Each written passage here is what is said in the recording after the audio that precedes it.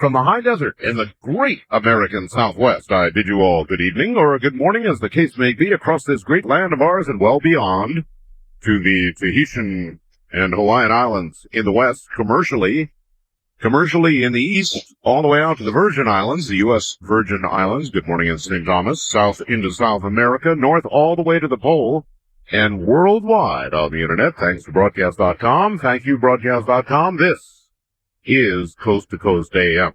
I'm Art Bell. I would like to welcome back WCMY in Ottawa, Illinois. Welcome back, everybody. And as well, WPHB in Phillipsburg, Pennsylvania. Welcome back. Glad to have you all on board. We have an interesting program, to say the least, for you tonight. Coming up in the next hour is Robert Ghostwolf, and there is going to be specific evidence of some of the seven thunders that Robert Ghostwolf talks about. That'll be next hour. And that's one of those, if you don't want to hear it kind of things, you should leave the room, turn off the radio, go to bed, have a hot toddy, and disappear for a while. Because they are not the seven suggestions, they are the seven thunders. We'll talk more about that. Tomorrow night, we're going to have quite a show, if it all happens. Paul Dorr from Great Britain on with Richard C. Hoagland. Anybody who's been following that, and the EQ Pegasi controversy from the Pegasus system knows about Paul Dorr and Richard Hoagland. And then we're going to follow on with Mr. Stevens, Robert A.M. Stevens, a NASA contractor, former Navy SEAL, and Richard Hoagland, all antagonists, but it should be an extremely interesting evening, and we'll just see what comes of it. That is scheduled for tomorrow night, and then the following night, nothing but predictions from you, which we probably will carry through to at least the first day of the new year, following the weekend. So there you have it. All right, open lines with that raggedy thought in mind coming up directly ahead. All right, this is in and kind of interesting. I have no idea what it means, but I do know Matt Drudge. He's a nice guy. I've had him on the show, I think, once. And I just got a message from Dave in San Jose who says, hey, I don't know if you've heard about this yet, but Drudge has said on WABC, where he has a show, he will break the biggest story ever, which is big for Drudge, in 2 weeks. He says it will shake up the whole world. He's on record as saying it has nothing to do with politics. Used phrases like, quote, after the dust settles, we will assess the impact, end quote, and, quote, shake up the whole world, end quote. Kind of make you wonder what Matt Drudge has. Maybe I should be making a call. What you got, Matt? What do you have out there, Matt? You might give me a call and let me know, or I'll get on the phone and call you. That certainly is intriguing. The biggest story ever broken that has nothing to do with politics. After the dust settles. What do you think he could mean?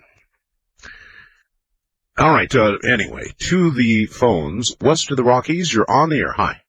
Going once. Going twice, gone. East of the Rockies, you're on the air. Good morning. Hey, Mr. Bell, I thought you were coming to New York. Merry Christmas. Thank you. I will get to New York. Definitely. You making a promise now to Curtis Flewa? I don't make promises to Curtis. I'm making promises to New York, not Curtis. Well, you're going to come on the show, aren't you? I never said anything like that. Oh, well, you said that you might. I said I might, and I might. You never know. I might do anything. But what I will do is I'll come to New York. Cool. You know your prediction show you're going to have? Yeah. When you take a look at number 31, Yep, sir. that was my prediction last year, and you're going to laugh at it. All right? All right. Well, we open the Bell family vault, as you well know, and dredge them out and read them back. So I will remember yours as number 31. Okay, Mr. Bell. All right. Take care.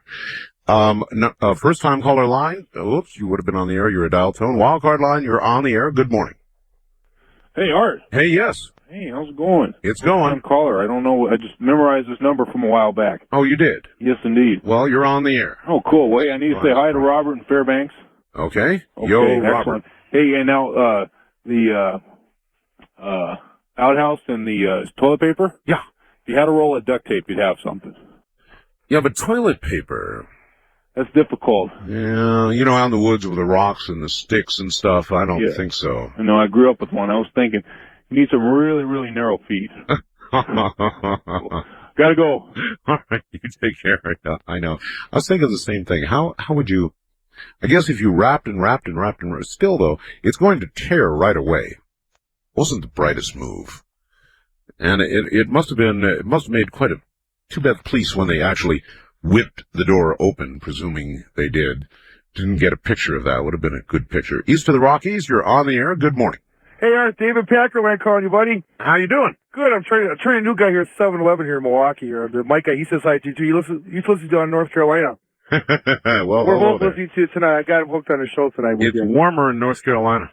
4 degrees here right now. Is it really? It's 4 degrees, Art. It's freezing over here, buddy. You can have it. It's 40 degrees here. I'll email you, or I'll email it to you. How's that? Mm-hmm. Hey, I got a couple things for you today. It's one reason I called you. First of all, I think we should do that Satan hotline again. The one you did with Antichrist hotline. It's been a while since you've done that. You're quite correct, and I have it planned for the new year. We will, of course, do an Antichrist line. Excellent line. And other thing is, I was going to ask you is, or maybe even a satanic line. Well, I think we should. I think we might get some interesting actual believers and followers of Satan. How would that be? But we better watch out though, because their forces might gang up against our Bell forces, and they could put you to the dark side. Who knows? Hey, listen, they've been ganging up on us for a long time now. Hey, a couple other things. I'm gonna let you go talk to other people. That guy calls about Curse Sue. I'm getting sick of that guy. I hope you run that Curse Sue off the radio so we can listen to you everywhere, and this guy won't call you anymore and bother you with that kind of stuff. Well, Curtis, apparently, now of course I don't hear WABC. I don't either. I mean, but the indicators are that Curtis has dedicated his life to me and talking about me on the radio. And all I can say about that is, if that's true, and it apparently is, judging from the number of messages I get, then he must not have much of a life. Yeah, I hear you, buddy. Hey, you have a happy New Year, and wish Ramona the same, and many good luck in the future. All right, take care. And by the way, yes, I put a photograph, I think a great photograph. During the holidays, we went down and visited Ramona's mom in California. And when I was there, I snagged a photograph of Ramona in her 20s. And last night I put it up on the website. So if you want to see something, I think it's a very pretty picture myself. It's up on the website right now at www.artbell, that's ARTBELL.com. And it is kind of an interesting picture of her in her 20s. And so there you have it. Ramona in her 20s on the website. West of the Rockies, you're on the air. Hi. Yeah, how you doing? This is Suleiman Art calling from Richmond, California, listening to you on 560 AM KSFO. KSFO, the monster in San Juan. Yes, sir. I wanted to make a comment in regards to the doctor that you had on last night in regards to the alien entity that he had captured and allegedly terminated. I think that... he thought he terminated it. You remember, it got into the freezer? Yeah. And then reanimated. That was my phrase. And then the part that really got me last night was the thing crawled out of the freezer, he said, and then crawled back in by itself. That one really got me. You know what? That kind of angered me because I thought of myself, if we were in the place of that particular entity and we were on another planet and we were involved in a scenario like that where our life, was in jeopardy and somebody stuck us inside of a doggone refrigerator or a freezer. Maybe the alien thought it was supposed to be in there. And listen, I don't I don't think so. Horrible. But all right, I have something interesting to tell you though. there are people that have been abducted, and I've heard of different cases where they have been given a particular cosmic language that they speak, and they have been told that some can understand what they are saying. There are two types of individuals, those that actually speak it and those that can interpret it, and I think that you ought to open up a line in the future allowing individuals with that particular knowledge to communicate to each other, utilizing your show. Sounds intriguing to me. Okay. Listen, you have a blessed 1999, and my prayers are with you and your family. One thing's for sure, sir. It's going to be a hell of a year. I believe it. All right. See you later. God bless you. Bye-bye. 99. Yes, it is 1999, the year before the rollover. It's going to be a wild year. Absolutely a wild year. First time caller line, you're on the air. Hi. Damn, I don't believe it. Well, damn, you are here. Hey, Art, how are you? Just fine. Where are you? I'm in Antioch, Illinois, right between Chicago and Milwaukee, listening to WTMJ Radio, 620 AM on your dial. Yes, sir. And Merry Christmas and Happy New Year to you and yours, and I hope everything is well. And to all. And I got a question. I'm glad you're having Robert Ghostwolf on tonight. I hope you can ask him about the Sphinx or the pyramid that he found in the Rocky Mountains. We will do that. Okay, I haven't heard anything. And for Alex Collier, hey, he's only got 2 days left with a huge flyby that's supposed to be happening. Well, I wouldn't rule it out. Well, he's only got 2 days left. I've been anxiously awaiting it with my hula hoop. Well, the thing to do is call back in 3 days. There you go. Hey, one more comment on that drunk that the cops were chasing in Oregon. Can you imagine that, trying to make shoes out of toilet paper? Well, it just goes to show you when it comes to alcoholics, they don't know which end is up when it comes to used toilet paper. Have a good one, Art. Thanks, buddy. Yeah. Bye-bye. Goodbye. I, of course, have a copy of the top 10 stories in 1998 from the Associated Press. I also have a copy of the top 10 UFO-related news stories of 1998, but we'll hold these both for our show about predictions. That's coming up at the end of this week, toward the end of this week. This gives you, the audience, the chance to make a numbered prediction that will be recorded and put in the Bell Vault for a year and then dredged out to embarrass those who made it last year. Or perhaps, in some cases, to praise them. This is Coast to Coast AM. From the front page of the San Francisco Examiner and from the Science Writer, I think it's K. Davidson. If you thought San Francisco's mega blackout was bad, just wait until mid-2000 when our old friend the sun turns against us. Like Norman Bates in Psycho, the sun goes a little crazy now and then by hurling million-degree fireballs and star-sized electrically charged clouds toward Earth. Its next celestial fit is likely to come in mid-2000, possibly even as early as next summer, and could bring continent-sized power outages, global cell phone screw-ups, and other techno-mishaps that could make the December blackout in San Francisco look like a burned-out refrigerator light bulb. He goes on, quote, "We're more vulnerable to such electrical cataclysms than we used to be because of the increasing interconnection of society." Certainly right about that. He is one of many scientists who study the sun's 11-year bouts of manic depressive behavior. I don't know why I would have used that phrase. Consider the new power grids used by deregulated utilities seeking cheap electrical power. The lines extend thousands of miles, linking Canadian hydroelectric dams to Southern California. The bigger they are, the harder they fall, goes an old saying, and nothing illustrates that better than these super long power lines, which could go, quote, as dead as dried noodles during a big solar storm. The results? Imagine being stuck in a Muni tunnel, that's San Francisco talk, for hours, or eating melted ice cream from an on-the-blink fridge, all because the sun has just undergone one of its periodic nervous breakdowns. Its next peak of violence, technically known as solar maximum, is expected in 2000. There you have it, and it's interesting that the sun should be the subject, because it's going to be discussed by Robert Ghostwolf shortly, our son.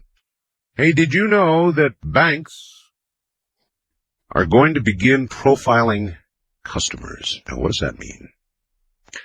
Well, what it means, if it's true, is that banks are going to be, at the behest of the FDIC, they're going to begin looking at your habits of deposit and withdrawal, and they may begin reporting any unusual activity in your account, profiling customers. Now, wonder why they'd be doing that. Wildcard line, you're on the air. Hello. Hi. Hello. Bill. Yes, that's me. Great. I was talking with my brother the other day, and he was telling me about another thing just short of Y2K, an old thing with the computers. They were set up to end of line at 9999. That's September 9th, 99. Really? Yes. He said that here in San Jose we have what we call the Blue Cube over here near Moffett Field, and it's set up on a very old computer that's been updated and updated and updated. And he was telling me that, and this is the one that tracks the satellites. Yeah. And that one, basically, some of the old codes go clear back to a long time ago. And the old end of line is September 9th, 99. Could come sooner. Well, I just read a story that suggested only 8% of what's going to happen will actually happen January 1st. The other 92% will be spread over this coming year and 2000. Yeah, I thought this was quite interesting, too. It's another twist. I thought you'd like to know about it. I very, very much appreciate your call, and I think you're dead correct. Thank you. I'm telling you all, it may not be as bad as Ed Jordan thinks. It may not be as bad as Gary North thinks, or it may be. But if it's only 20% as bad as Gary North thinks, then all of you should be making preparations, basic preparations, a little bit of food, a little bit of water, some sort of communications and light, alternative energy, something to keep you warm or cool dependent upon your needs. I think that, to use the old George Bush, it's the prudent thing to do kind of statement, I think that really applies here now, really applies. On my international line, you are on the air. Hi. Hi, Art. It's Eric. I'm calling from Winnipeg, Manitoba. Hello, Eric. Hi. I just wanted to mention, I heard something that you were interested about, stories about cancer, and I heard a recent story which is very encouraging. In Calgary, they're doing some research on this virus that only attacks cancer cells and leaves all the other cells alone with no side effects. Well, that's the kind of work that I was interested in. They're also doing at Sloan Kettering and down at the John Wayne Cancer Center in Orange, California, work with cancer inoculations. In other words, they actually, for example, take a sample of the melanoma from you, and they modify it in some way, and then inject it back into you, and it goes to work on those particular cells. But the nice thing about this virus is that it has no side effects, and it leaves all the other cells alone. And the nice thing is it works on just about every cancer. I think there's only a couple that it won't really work effectively on, but just about everything else in the animal studies, which were very, very successful. And in not too distant future, they're going to be starting up the human studies on it, and it sounds very promising. I think we're closing in on something. I really do. I think the virus one sounds really interesting because it's like it's kind of like targeting. It's got a built-in homing device that goes right for the cancer. Well, it is. You're right. Thank you. It is exactly the same idea as the inoculation. It's a specific target. I mean, we have been slamming cancer with a sledgehammer. It's like this little gnat down there, and we've been hitting it with a sledgehammer called radiation and chemotherapy. And, of course, that kills. It kills everything in sight, including sometimes the patient before the cancer gets them. So we need something that more specifically targets cancer, and that is what the latest research is working on. West of the Rockies, you're on the air. Good morning. Yeah, hi, Art. Hi. This is Mike in Phoenix listening to K-Rocks 97.3 FM. Yes, sir. Yeah, I was listening to your comments about how we keep attacking Iraq and they just won't get the hint. Well, you know, I mean, we attacked them because they wouldn't let the inspectors do their job, right? Now, we just blew the hell out of them. And now they're getting ready to kick out the inspectors. They're firing at our planes that are in the no-fly zones, north and south. Right. And they're being more cantankerous than they were before we bombed them. Well, it's defiance for one thing, and arrogance and ego and a few other things. But, you know, I wanted to comment. So what did we accomplish, though? There's evidently no real strategy. One of the worst things that could happen was... I mean, we fired $350 million or more worth of missiles at them. For what? Well, they know we don't want to have to occupy the country. I mean, that would be the worst possible scenario. I agree with you. Yes, of course. But what I wanted to comment on, did you ever see the movie Monty Python and the Holy Grail? Absolutely. You remember the Black Knight at the crossing where he first cuts off the Black Knight's arm? I do. And then he cuts off the other arm. I do. And the Knight starts kicking at him, so he cuts off one leg, so the Knight tries to headbutt him. That Black Knight reminds me of Iraq. Well, but you know, it's because we keep doing only a little bit of the job. Exactly. And apparently we only want, him limping. We don't want him really mortally wounded. Well, King Arthur didn't either, but eventually just plain had to, in disgust, ride off and leave him sit there. And, you know, I don't know. I don't think anybody... Now, the only difference is that King Arthur wouldn't, his expectation would be when he just rode off and left him there, he would not begin with whatever limbs he had left, concocting poison gas, little germs that could wipe out the world, and nuclear weapons. Well, exactly. My point is that the Knight just plain, he was defiant. The Black Knight, he wouldn't give up. And I think that's what you've got with Iraq. And even... there will always be somebody there, somebody in the background, some group, a terrorist or otherwise. It's just about no matter what you do with them, I think that someone is going to, that resentment is going to continue, and it's going to be another 1,000, 2,000 year problem. As many of the problems are in that, you know, I mean, look at look at Yugoslavia, the Serbs, and you know, the tribal warfare. Right. So I don't know. I don't know that there's an answer, and other than just plain an occupation force, and that's a nightmare. The thought of that. So, you know, I don't know. I guess it's just one of those problems that'll either have to resolve itself, or you know, what are you going to do? I don't know. I mean, this really, thank you. It is a very good question. What are we going to do about Iraq? What are we going to do? Now, they made a claim that they may have knocked back his ability to manufacture weapons of mass destruction by a year, but I'm not sure I believe that.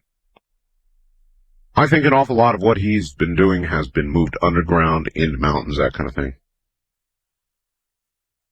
And one way or another, I have a feeling there's going to be kind of a final conflict with Iraq. I don't know when it's going to come, but in the meantime, I'm not sure this last bout with Saddam did a damn bit of good. In fact, it probably worsened the case. Wildcard line, you're on the air. Hi. Hi, Art. This is Ed from Madison calling. Hi, Ed. Hi. I remember a while back, before I think you started talking about Y2K, you had said that if an asteroid was coming to slam into Earth, you'd do an End of the World show. Oh, absolutely. So I was wondering, on New Year's Eve 1999, are you planning to be on the air that day, or...? Absolutely. I want to see what happens. I mean, I want to see if when midnight comes, I'm here or off the air or what happens. It may well be that nothing happens. I just read an article, you must have heard it, right, that said that only 8% of the impact is going to occur at that moment. The other 92% will spread out over this year and next. What's your prediction for what happens this New Year's? Oh, this year? Yeah, this year. I have no idea. None. My prediction is that I hope we get through the night because I've got to go see Neil Diamond the following evening. All right, well, enjoy the concert, Art. All right, thank you very much. Don't have to go see him. Want to go see him. Have wanted to see Neil Diamond all my life. And we got tickets. Just like that. Thank you. And so that's what I'm going to be doing New Year's Day. Neil Diamond. First time caller line. You're on the air. Hi. Yeah, hi, Art. It's great to listen to you. Actually, I usually listen to you on that weirdo Sliwa's station, but I hope the new year brings a little sense to him and he cuts out his show. Well, I was wondering let me stop you. Now, since you do listen to Curtis, and you're back there... No, I don't actually listen to his show. I listen to you on his station. Oh, I see. But I'm always prepping up for your show, so the last 5 minutes of his show, he's usually grandstanding about you. I see. Well, then apparently it is true. I keep getting these messages saying he is devoting his life to me on the air, in essence. Yeah. Coming after me all the time. Okay, my name is Alan out of the New York area. I guess I listen to you on 77 WABC. And you're calling on a digital cellular phone. That's correct. You guessed right. Mm-hmm. Or you know right. I'm a traveling salesman, and I passed through Gary, Indiana last week, and I heard something very strange. What was that? About a person who was found burned to death in his car. Only the insides of the car were affected. The outside of the car had absolutely no signs of anything going wrong. And they just saw the car on the side of the road. Are they regarding this as a case of spontaneous combustion? Well, they didn't say that exactly. They were just saying that the police said the eerie part of it is that they have no indication of mechanical, anything mechanical going wrong to have caused it. So they're, looking for a car that may have been in the area at the time of this supposed accident. Well, if it was spontaneous combustion, it would be the second case in about a month, because I read one just a little while ago. But it would be interesting to hear, because that's all I heard about on the news, and after that I never heard about it again. I don't even remember. It was a station out of Gary, Indiana. Do you have any idea, in your imagination, using your imagination, how a human being could suddenly burst into flames? It gives me the creeps just thinking about it. Yeah. Me too. We have been described as mostly sacks of water. And so you wouldn't think that we could catch fire.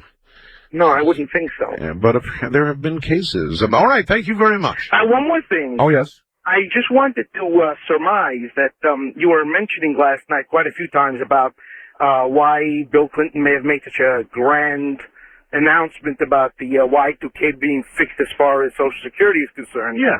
And my suggestion is that this is part of his overall MO, where if anything does go wrong, he shouldn't be looked at for blame, because after all, he said it was all taken care of, or so the Social Security Department says so.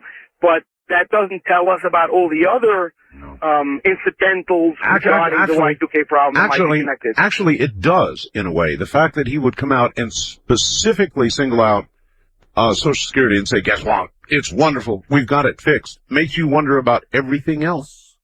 Yeah, right? Exactly. All right, thank you very much for the call. Yeah, exactly is right. Wildcard line, you're on the air. Hi. Hi, Art. KOH 50,000 wants the power out of Reno, Nevada. Yep, sir. Art, without Drudge giving away his secret that's going to happen in 2 weeks, I was wondering if you might ask him if this is going to be a very great story, should a person save a little gold or silver, or get their money out of their banks, or get some provisions? The rest I can live with. What would you guess? If you had to guess, Drudge, first of all, is pretty straightforward. When he says something, he generally can back it up. That's what I found. And so when he says he's got an earth-shaking story inside of 2 weeks that is non-political, what do you imagine? Non-political. Yeah. I missed that part. I don't know. I would, but I'll be ready. All right, it's entitled, Biggest Story Ever Will Shake the Whole World, Matt Drudge. Huh. And it will shake up the whole world. On record as saying it has nothing to do with politics. Use phrases like, after the dust settles, we will assess the impact and shake up the whole world. Now, what do you imagine that could be? Well, if it's not political, I don't know what it would be. But have you got any clues? No. I've just got email. That's all I got, too. All right. Thank you, Art. Thank you very much. And I'm very curious, Matt. What do you have? I guess I should give Matt a call. What in the world would be earth-shaking but non-political? Because generally, not entirely, but generally Matt has reported on, the political world. The world of Clinton, the world of politics in general, and I'm trying to figure out what would be that earth-shaking as far as Matt Drudge is concerned, that he would promote it 2 weeks ahead of time as one of the biggest stories in the world. Fascinating. All right, here's where we take a break at the top of the hour, and when we come back, Robert Ghostwolf, Native American Robert Ghostwolf is here, and keyword, our son. We'll be right back. From the high desert, I'm Art Bell. And this, of course, is the one and only Coast to Coast AM. Good morning. Or good evening if you are to the west of me, here or to the west. In these many time zones, I'm Art Bell, and this is Coast to Coast AM. Robert Ghostwolf is just around the corner. Robert Ghostwolf is Mate. He is of mixed blood, Native American origin. He's been here before. I will kind of have him run down his background for you. One thing he is known for is that which you are listening to, by name at least, Ghost Dance and Native American Prophecy, and we're going to be talking about all of that, something called the Seven Thunders tonight, so I warn you, this kind of information can be very disturbing to some people. Children probably should not be listening. They should be in bed by now anyway. Even adults who are disturbed by prophecy, which can sometimes be worrisome, should probably turn off their radios, have a hot toddy, and go to bed. For the rest, who are not afraid to at least listen, Robert Ghostwolf will be here shortly. I received a terribly distressing piece of email the other day, actually, and I was hesitant to say anything about it because I don't like announcing people's demise before their time. And heaven knows the Internet has been famous for doing that. I've been dead on there 3 or 4 times at least. And I got email saying that a recent guest I had on, Speaking Wind, had died. And then I got another one. And I got another one. And still, I thought, no, be careful. I picked up the phone. I called Speaking Wind's number. And I got his answering machine and asked for a return call, and it was his voice on the answering machine. And so I still, to this moment, have announced nothing. I'm afraid it is going to be the first order of business to confirm that terrible rumor. It is apparently true. Robert Ghostwolf, welcome to the program. Hello, Roy. Been too long since I've had you on.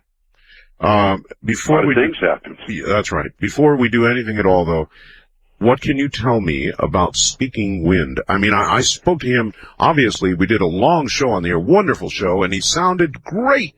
And then a few days later, I hear he's dead. Well, I spoke with, connected with his home in today. Because I also got several emails, and I was like, this can't be happening. This man's as strong as a horse. That's what I thought too. And he's got a good heart. He's healthy, but it was confirmed to me that on the 22nd of December at 8 a.m. he passed over. He died of a coronary heart attack. Oh my God! So the 22nd. To his son, White Raven, and to his family down there in the Pueblos, I'd like them to just, know that a very good man with a very good heart that spent his whole life fighting for peace and understanding will not go unremembered. Wow. I'm totally shocked. Yeah, is there anything else we know at all? Or imagine we know, because I guess people, how old was he? He was in his 50s. 50s? Just a kid. All I know is that it is true, and the family is with the son now, and send our prayers and on our support. I know that his son has worked very closely with Speaking Wind, and he probably could use all the moral support that he can get right now. All right, well, we'll all send our wishes, and in the meantime, I'll try and get that show repeated as soon as I can. In fact, I will do that, so I'm so sorry to hear that. Boy, I guess it makes you think a little bit about your own mortality. Yeah, mortality touches home real quick. Yeah, I'm in my 50s. I mean, I could be gone tomorrow. We all could, I guess. Well, maybe it's time to stop wasting time. Yeah, maybe it is. So let us not waste it now. If you would just take a second, tell everybody, particularly new listeners who may not have heard you before, Robert, a little bit about yourself. I'm an author and an artist and a ceremonial leader for the Métis people. The Métis is a mixed-blood American, Native American. And I've been doing what I've been doing now for close to 40 years, since I was a kid being trained. And I have become known for prophecies and the work that I do with the Native people. And as I usually say when I say this, as mixed bloods, we're the ghost children. Probably a larger percentage of the population in America has got Native American blood somewhere in the family tree. And if we travel through the world, we'll see that most people in the world today, especially in today's world, are mixed blood somehow. And I do not represent any particular people, which is also part of what makes it hard when I do go up and speak, because I'm speaking basically from my own heart and from my own understandings. I'm very close to the Hopi, to the Mayan people, which is where most of my knowledge of the ancient prophecies and the calendars and when these things will occur and how they're going to occur comes from. And that's basically what I'm about in a nutshell. All right. With regard to prophecy, of course, Speaking Wind had a lot to say about that, and you have had in the past. We have some absolutely astounding photographs tonight on your website. And when we send people up there to see what you're going to talk to them about, your website is going to come to a crawl. So we have taken, I think, the most important 4 or 5 photographs and made them available on our website as well. So you all should know that now, and you should get up to the website. These images involve the sun, and they involve the 7 thunders. And briefly, let us recap, if you would, what are the 7 thunders, Robert?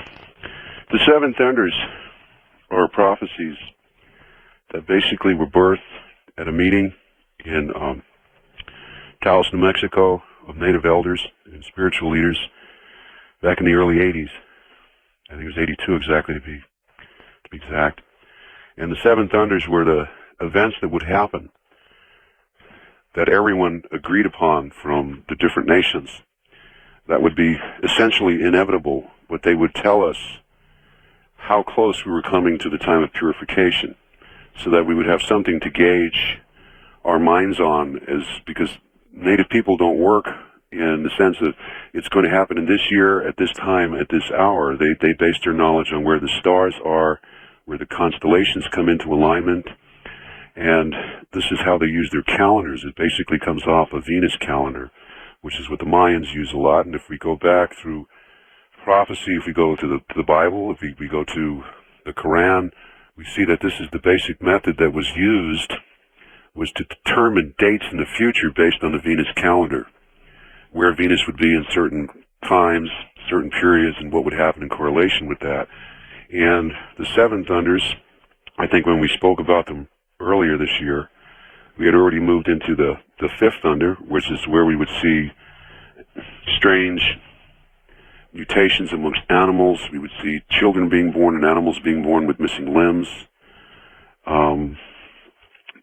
And we would see the poisoning of the waters. And we would see the 3 demons come out in the waters.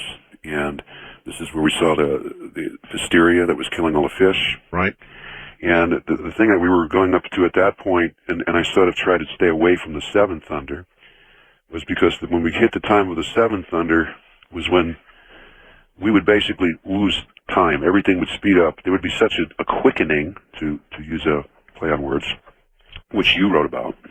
And we're at such a point now where things are quickening so much that we have moved several, at least seasons ahead of time, and we've moved through the 6th and into the 7th. And as we come into the 7th thunder, this is when we see a lot of volcanic activity. We see a lot of earthquakes beginning, and we see a lot of strange things happening with the weather. And this is all part of what we'll be talking about with what's happening right now, because Would you be kind enough to define purification for me? The purification, in my words, means that we will be purified in our thoughts, in our actions, and the corrupt consciousness that has been allowed to evolve here would come to an ending, because we would be merging into the 5th world. The 5th world can be either the world of paradise, or it can be the world of complete darkness. It depends on the choices that we make. And the purification was that none of the corruptness would be allowed to go into this 5th world. Well, I remember when you brought me, thank you so much, the Hopi, and we did the entire show with the Hopi elders, and they talked constantly about the corruption. And the corruption can be so subtle, you know. That doesn't mean that it's necessarily evil, although a lot of evil is being birthed at this time, or rebirthed at this time. The corruption is in the way that we turn away from ourselves, we turn away from Source, the way we turn away from our own truths. I mean, and if we look at what's happening in society, we've based almost everything on corruption, including the language.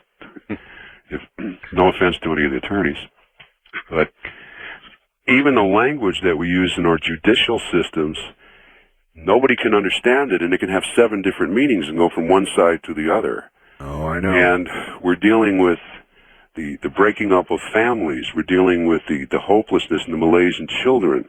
We're seeing all of this in the world. We're seeing a situation where we go, yes, the waters are polluted, we have a problem, but industry has to go on. This is part of what we're talking about with the corruption, you see. It can be very subtle, or it can be very poignant and very blatant. The stories about our environment just go on and on and on and on. I literally stack them up here. On any given night, I could just yank one out and read it. But every day now, I'm getting more and more stories about the condition of our environment and animals that are beginning to die, just plain die. And in large numbers. And in large numbers, and a lot of people are sort of just shrugging it off, but obviously something very serious is going on. Well, also, I think one of those stories you mentioned earlier on the show about the sun. And this is very important for how we're going to find a direction here. There are many stories that talk about certain occurrences that happen in cycler events. In other words, every so many years this happens, every so many years this happens in the heavens, every so many years we've seen these kinds of destructions. And as we go through the petroglyphs that are here in North America, or if I go through the Mayan codexes and work with them, there are patterns that appear. And one of the patterns that appears that tells us about this end time has got to do with something that will occur with the sun.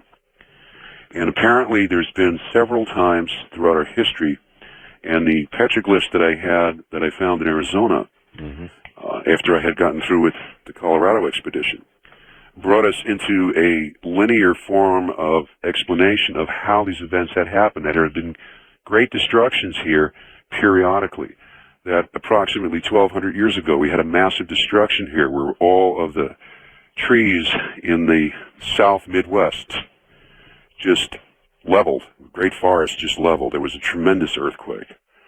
And that many of the rocks that we see, there's this great scorching on the rocks, and we'll see places where trees that have been buried and are fossilizing have been charred. and there was a prophecy that talks about the sun giving birth to a new solar sun, and that it keeps going through labor pains, keeps going through contractions, and as these contractions keep happening on a regular basis, and they are calculated, and the next one is supposed to be within the next 2 years. The next 2 years? The next 2 years. All right, we'll come back to that. Associated Press, today. This is today's story. A disease that attacks the bone structure of young fish has now wiped out 90% of Colorado's wild rainbow trout in 6 of the state's best trout streams. The study by the Colorado Division of Wildlife also found that whirling disease, you've heard of that, has reached now 12 of the state's 15 trout hatcheries, threatening the state's $420 million a year fishing industry. They said, quote, it's like getting pounded by a sledgehammer, end quote. That's it. I mean, animals of all sorts, at the lower end of the chain, albeit, but nevertheless, creatures of the earth are beginning to die out. There's got to be a big, big message there. There's a big message. But are people going to hear it? This goes on now with the sun. 2 years ago, essentially 2 years ago, there was an alignment. And the alignment happened between the planets and the constellations. Mm-hmm. And basically, somehow, the sun didn't get into the right position the way it should have been, which is an important thing, I think, to bring out as we go through prophecies. People very often confuse prophet, psychic, I know, and empathic together. They are 3 different terms for 3 different things. When you're working with prophecy, it's like, it isn't like, it is doing a form of remote vision. And you lock in on a timeline, and you proceed linearly along this timeline, and you pick up information of things that will occur based on circumstances at the present time, if they evolve. Well, when I did the show with the Hopi elders, right, they seemed convinced, Robert, as you recall, that the events coming are now events that virtually cannot be stopped. In other words, they're just about locked in stone. Do you agree with that? In the bigger picture, yes. In the bigger picture, yes. We've now hit a point where we can no longer turn back the clock. I call that the point of no return. Hold on, we're at the point of no return for the break at the bottom of the hour. You know that point in the Pacific, as you go across the Pacific, where you have to keep going because you don't have enough gas to go back? We're there. Actually, my guest this night is Robert Ghostwolf, Native American Maasai Robert Ghostwolf. He'll be back in a moment. We're talking about prophecy. By the way, let me repeat this hour. I got this very, very interesting email, which says, Art, it's from Dave in San Jose. I don't know if you've heard about this yet, but Matt Drudge, has said on WABC that he's going to break the biggest story ever in 2 weeks, and that it will shake up the whole world. On record as saying it has nothing to do with politics, used phrases like, after the dust settles, we'll assess the impact, and shake up the whole world. Phrases like that, what could he possibly mean? Somebody sends me the following email. Art, well, let me think. Earth shaking, dust settles, whole world, biggest story ever? Hey, Art, can you say deep impact? This one may be true. I've got multiple reports now, so I will read it to you. It apparently occurred in Scotland. It's entitled, Storm Sparks Major Nuclear Alert at Plant. A full-scale emergency was declared at a Scots nuclear station when fierce winds knocked out the power to cool its reactors. Last night, the plant remained shut down. After bosses pressed the alarm button on Sunday, they couldn't restart the backup generators, vital to keep the reactor's 2 cores from overheating. Frightened staff were called from their homes and battled for 5 hours to manually try to reset the safety systems before the cores went, in quotes, critical. A boss also was rushed under police escort to Henderson B In Ayrshire, wherever that is, it was claimed, the astonishing situation sparked fears of a Chernobyl-type reactor meltdown. Happened after storms took out the national grid twice in the space of 12 hours. The first time at 11 p.m. on Saturday, the emergency backup generators at the nuclear plant switched on automatically, but there were not enough staff on duty to manually reset them before the grid went down a second time at 11 a.m. on Sunday, leaving the plant bosses helpless. An investigation is being carried out by the Nuclear Installations Inspectorate. A spokeswoman said last night, quote, "2 of our inspectors were called in as soon as the alarm was raised on Sunday. Our investigations continue. There was no power to the system that cools the reactor for a number of hours, and we do consider this a serious incident." End quote. That's from the Sunday Mail, the Daily Record and Sunday Mail. Bet you hadn't heard that. Robert, welcome back. Hello. All right. Our sun. You have several photographs of our sun taken by SOHO, which is a satellite out in space, I believe about 1 million miles, which looks at the sun. We had lost SOHO for a while, and they somehow regained it. Well, we just lost it again. We lost it again? Yeah, we lost it again just a few days ago. After we had done the Impact 2000 event in Las Vegas, and we brought out information about it, and we brought out information about the weather anomalies, and that it was from the SOHO site, like within about 7 days, 8 days, we got news that it's down again, and it'll be down for several months. For several months? So to quote Richard Hoagland one more time, "Oh my God, they've killed SOHO again." Before SOHO died, however, it did snap a few interesting photographs, and somehow or another they fit in with some prophecy, don't they? They absolutely do. And before we go into this, because you and I are famous for bringing down the web, if I could give just 2 numbers out, so if people do lose contact, they can call up, because we have like over 600 pages of correlated prophecies here that we've come up with in the last year. All right. And we're putting out a newsletter so that, because there's so much, that the only way we could approach it was by putting a newsletter out every month to put up updates on everything that's happening based on the prophecies and on scientific evidence that the prophecies are occurring. And we have an 800 line, 800-905-8367. That's 800-905-8367. If people are in Canada, they can call us in Washington at 509-465-1606. What's the name of the newsletter? It's called The Wolf Report. The Wolf Report. Good. And we'll have people from Richard Hoagland to Dr. Stephen Greer to Zachariah Sitchin reporting information to us, the Mayan elders, the Hopis, information to us almost on a weekly basis. All right.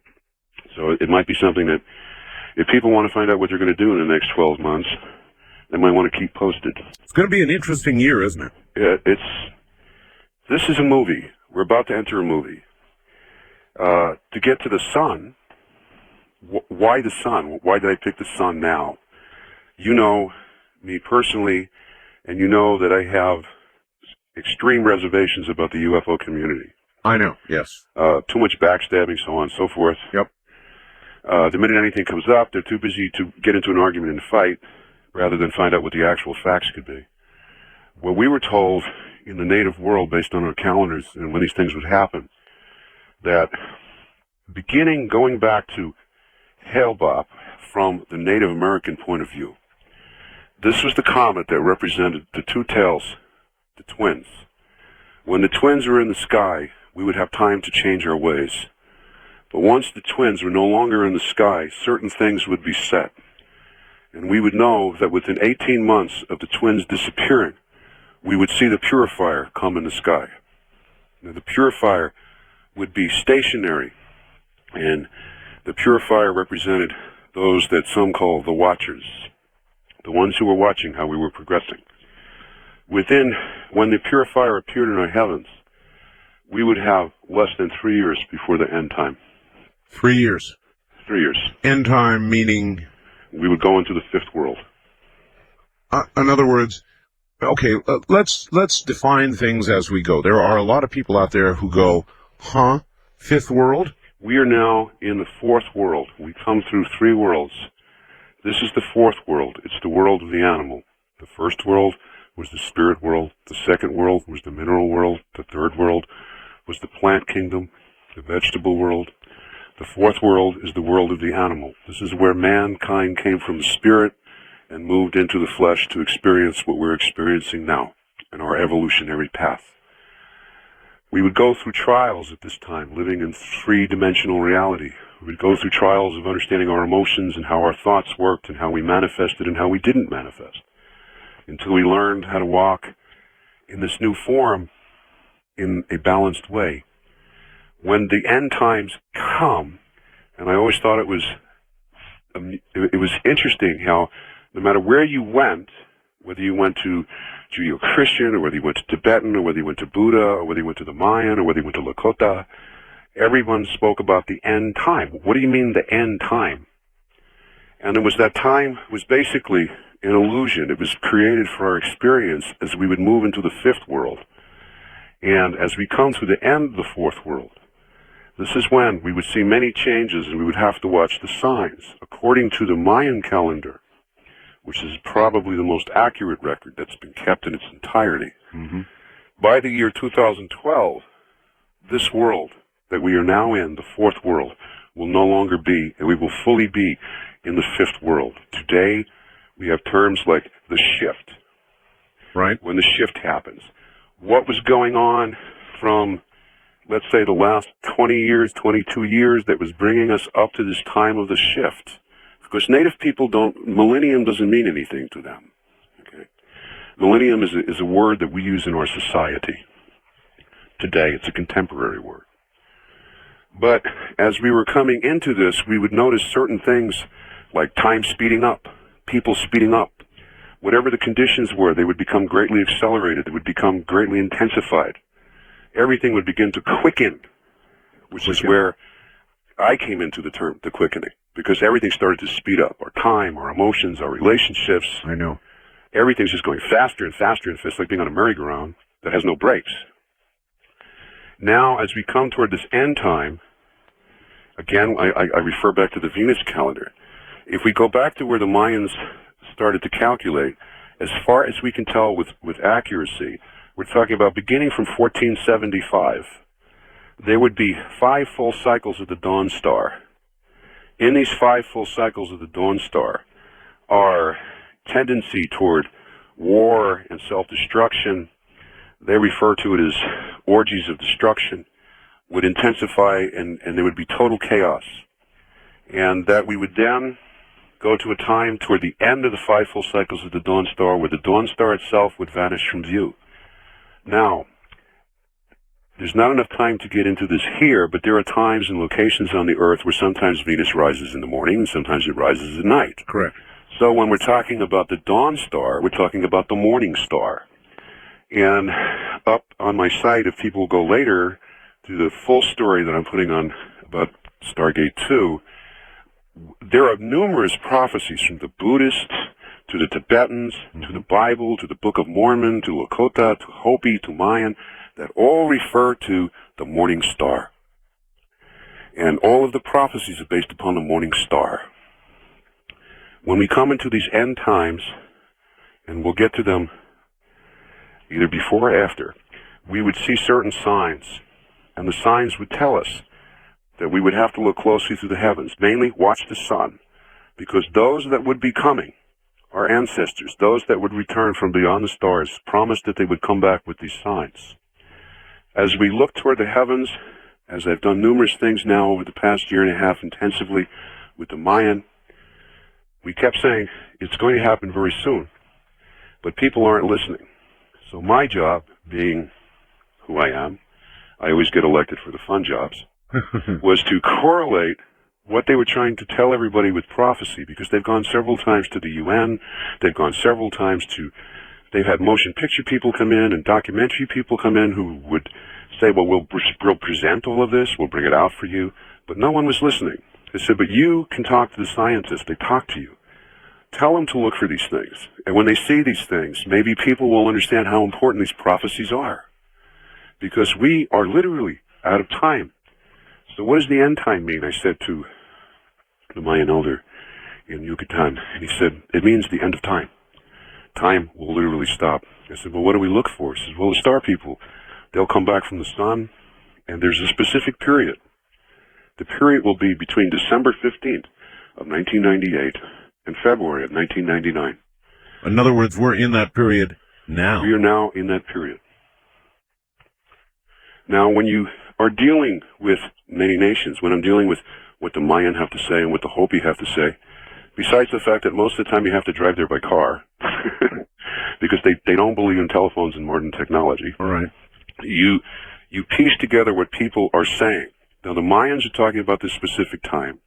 The specific time is the time that the Purifier appeared. Now, there is this time period where the ships will come, light ships, the ships that we saw in the heavens, the ships that you see in the Egyptian tombs, the ships you see on hieroglyphics, the ships you see in the petroglyphs. Those who have been here before. Those who have been here before, our ancestors, are returning, are coming back.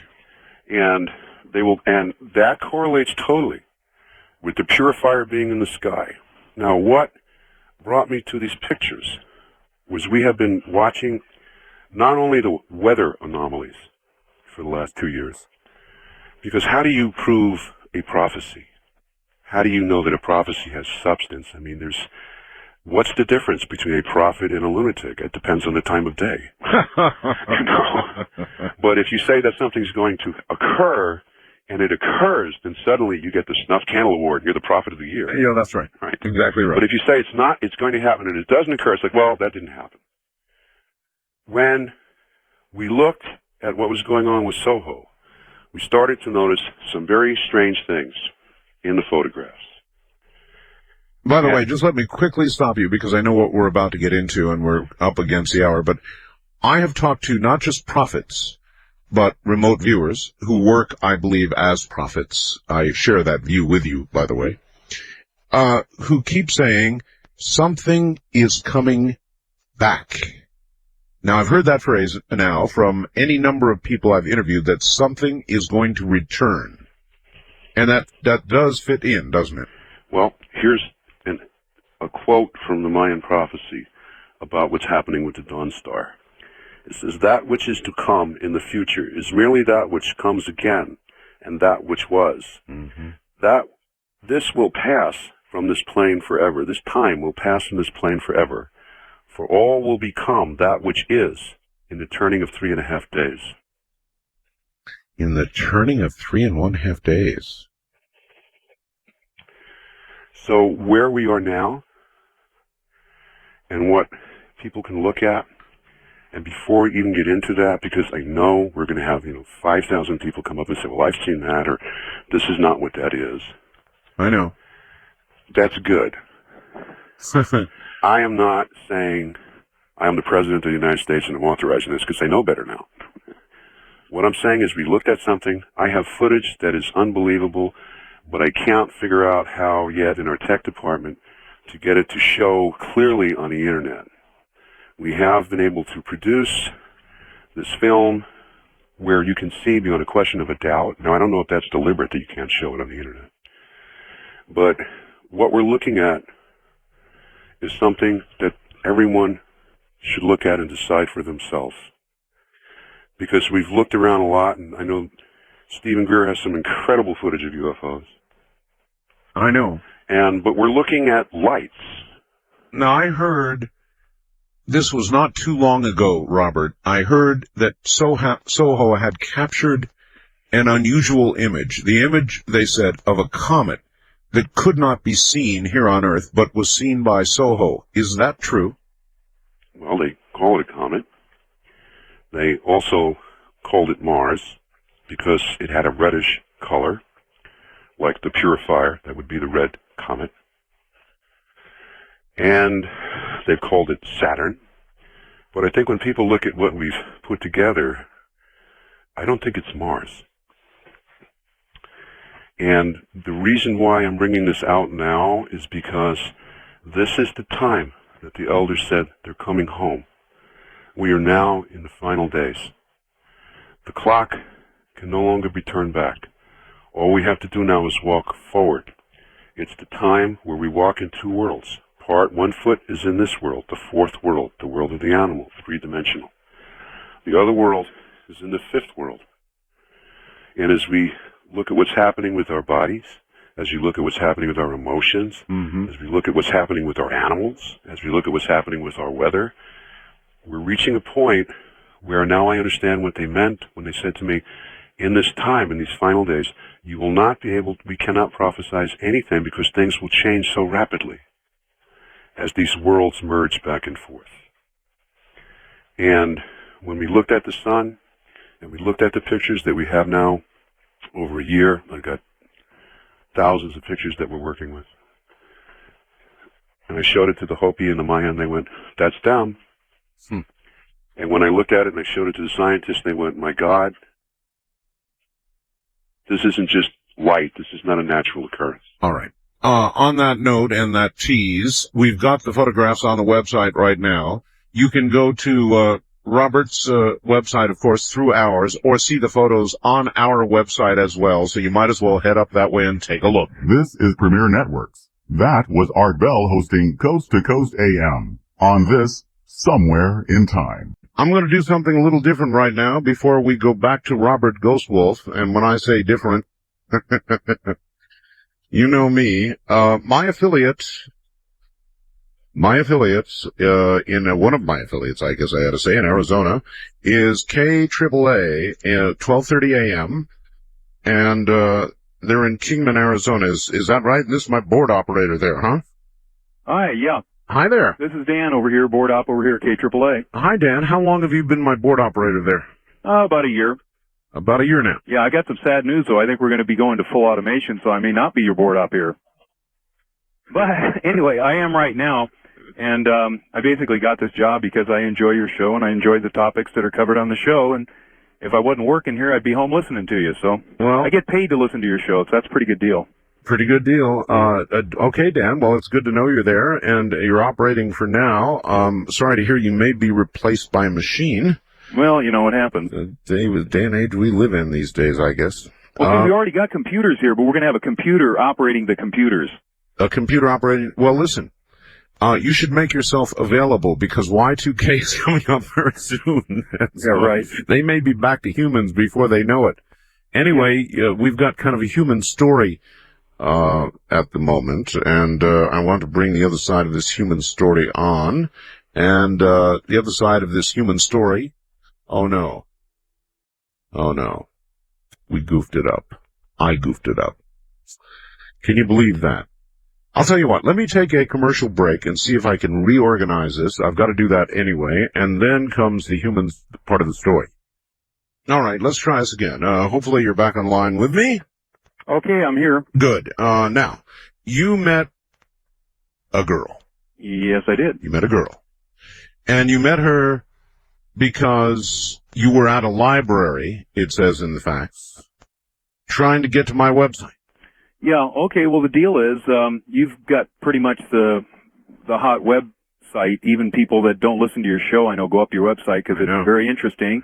And I'm one of these unfortunate guys that would like to get up there but don't own a home computer, so I just got inventive and took suggestions and went down to the local college library because at the time, the local library didn't have computers up and running yet. So the college library did, and they're real good about it. So you know, they'll help you find a book. They'll help you find Art Bell's webpage or whatever you need.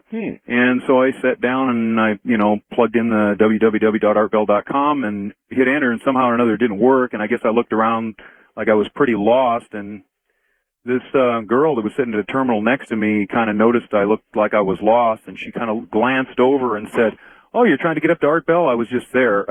Here, do this." And she could explain what she did, but it was sort of a fluke. She said it looked like I did everything right, but somehow it was like it just didn't work purposely so she could help me out or something. I don't know, but synchronicity. Yeah, it was one of these deals. Anyway, I mean, you know, you got something good going when you meet somebody that's just got off Art Bell's webpage, you know. So this is how you met this young lady. Yeah, we met and we just, you know, became friends, and got to be better friends and better friends and better friends, and now we're at the point where I'm calling you because I wanted to ask her something. All right. Are you really certain you wish to do this on national radio? Oh, yeah. In fact, I was looking for a good way to do it. We just took a trip to Sedona recently, climbed Bell Rock, and I thought, gee, should I pop the question? And I thought, I don't know. All right. I got to do something special, so. All right. Here she is. Deborah, are you there? Yeah. Hi, Deborah. Hi. You sound nervous. You know you're on national radio. Yeah, I caught on to that. That's really, he's telling me a true story now that it's the way it occurred. You helped him find my website? Yeah, I had just been up there and I had a similar problem where I got this error message that said something about could not locate server. And what I had to do was click the OK button and hit enter and I did that about 5 times and I finally got on. When he got the error message, I just hit enter once and it just automatically brought us to your web page. And apparently together in more ways than one. Yeah. Yeah. That's quite a remarkable story. Well, my friend, it's up to you. I have nothing more to say, so the air is yours. Well, thanks, Art, and I just wanted to say I really appreciate your show, and I think it's really brought a lot of people together in different ways. I've got my family listening to the program, and talked to, a lot of other people, and, it just kind of word of mouth, it catches on. I guess that's how you wind up getting affiliates. But anyway, we started getting more and more into the subjects and into your show and wanted to get a chat club going, and we've done that. We've had our second meeting last month. And anyway, Deborah Ann, I really care for you a lot. I really love you a lot, and I wanted to think of a special way to ask if you'd marry me, and I thought I'd like to do it on Art Bell's show. And will you marry me, sweetheart? Yeah. Wow. I was, Thanks, sweetie. I was afraid she was going to say no. Or I've got to think about it or something. So you're really going to marry him, Deb? Yes. Wow. We'd kind of already discussed it a little bit. Do you have any idea, the two of you, when this might occur? No, but I think the next thing is we've got to figure out something just about as oddball and unusual for where and how to get married. But I figured since we met by, because of you and your show, I figured, this would be kind of a creative way to ask her if she'd marry me. And I kind of told her that, I'd like to ask her the question sometime. I've never actually popped the question and, never directly just asked her. We just kind of hinted around about it. It's kind of hard to ask that question anyway, or you wiped the sweat off your brow. Yeah. But we get along really good, and, that's one of the things we have in common. I guess we're kind of, strange like I guess a lot of the listeners are, but of course, maybe the ones that are strangers are going to be the ones surviving into the new world, That's exactly right. But really enjoy your show, and, I was sitting here rolling a tape earlier on Robert Ghostwolf, and definitely like to say hello to Robert Ghostwolf if he's out there, if he can hear. I don't know if I'm taking up one of the phone lines that he was on or whatever. Oh, he can hear you. I want to wish you both a wonderful life together, and I can't think of a better time to be doing what you're doing. Well, Art, I know your wife means, I can hear it in your voice, I can hear it in your thoughts and everything that, anytime you bring up the subject to your wife, I know you love her very, very, very much, and I love this girl, I think, equally as much as you love your wife. Soulmates. The word is soulmate. The phrase is soulmates. That's what it is. Do you know what I mean by that, Deborah? Yeah. Well, listen, the two of you, be happy. Hey, thanks a lot, Art. You've done me a huge, huge favor. I'll send some good karma your way. I think Deborah's still not quite standing straight here. I think she's blown away a little bit. Anyway, sorry, Deborah, if I put you on the spot. I faxed Art earlier, and I don't. Is it okay to put you on the spot, Debbie? Yeah, I guess so. Congratulations. Hey, thanks a lot, Art. See you both later. I'll give you a fax if we come up with some kind of creative thing and set an exact time, but I think we're going to go ahead and do it before the computers crash, because who knows what's going to happen after that. You've got it. Take care, you two. Hey, thanks a lot. I'll keep rolling tape and keep the show going. You guys are doing a really good job. Okay, bye-bye. Thanks, man. There you have it, folks. That's the first time I've done that. That was a marriage proposal and acceptance on the air. Poor Debbie. She had no idea whatsoever what was coming. No idea at all. I set her up, and she answered the phone, and I said, "Can you hold on to this Art Bell?" She said, "Huh?" So, there you are. All right, back now to Robert Ghostwolf. Robert, welcome back. We're back. It's the first marriage and acceptance I've had on the air. So Art, is it really true? You're becoming the medicine man of the airwaves. I hope not. We were about to get into something very serious, so switching from something lovely to something very serious. Would you explain about the images up on the web right now, what they are, what you think they mean, what we're seeing? These are NASA photographs taken by SOHO. Let me explain. They're not taken as stills. These are stills from films that SOHO runs. And what we did was take freezes from those films and catch images in various configurations and positions. All right. And if we go to the, are you at the Stargate page? 2. We can go through this linearly. Okay, listen, I'm telling you right now, there are going to be, gazillions of people going up there very quickly. And so it's going to be very, very difficult, I hear you. For people to get to the specific photos. What we'd better do is tell them the full collection of the photographs is available on your website, which is wolflodge.org. wolflodge.org, or it's available on your site as well. Keith's got that loaded up. Yeah, if people will go to my website, www.artbell.com, the one we were just talking about, and you scroll down to Robert Ghostwolf's name, we have put up selected images which you will be able to download right away. SOHO 1, Cruiser 1, SOHO 2, Cruiser 2, and Cruiser 3. So let us begin by beginning with SOHO 1. Could we do that? Because everybody's going to be able to get that very easily. Okay, well, what we have here is a photograph that was taken back in May, the still that was taken in May, and if we look over to the left middle part of the image, there's a disc in the middle, so let me explain the disc so people understand what they're looking at. The disc is a filter that keeps back the glare of the sun. As we're looking in the center of the disc, we're seeing a round circle, and the round circle represents the circumference of the actual physical sun. As we look to the left of that disc, we see what NASA said was a comet. They said they found a comet, so I said, well, where's the comet? It doesn't look like a comet. No, it doesn't look like a comet, even this little tiny shot. And if we go down to the... Well, even stay with the shot for just a second. SOHO 1, it's very clear.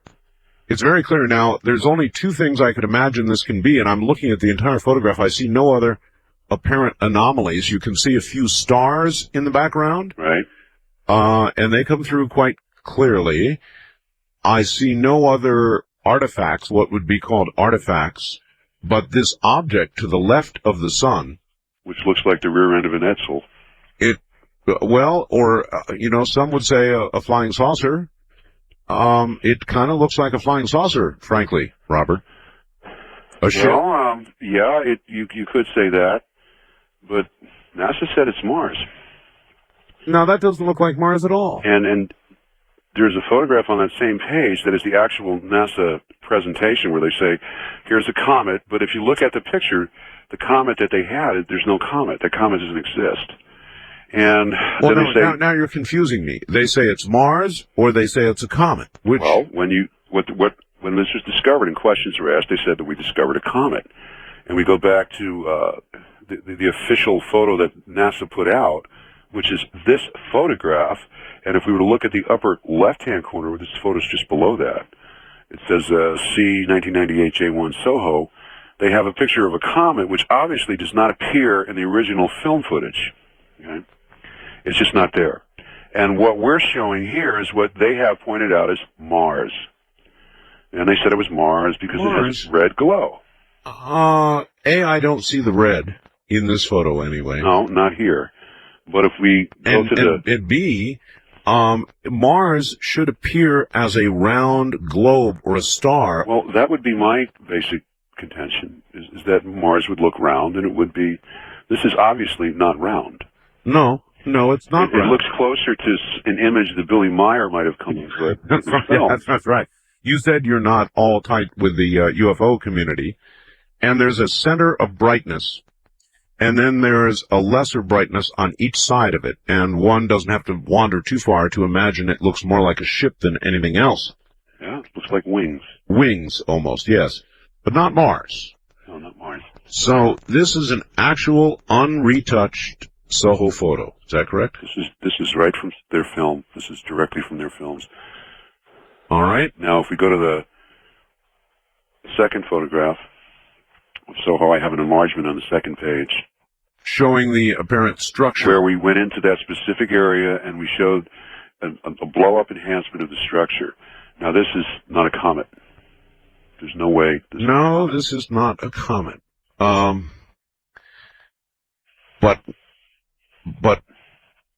what the hell is it?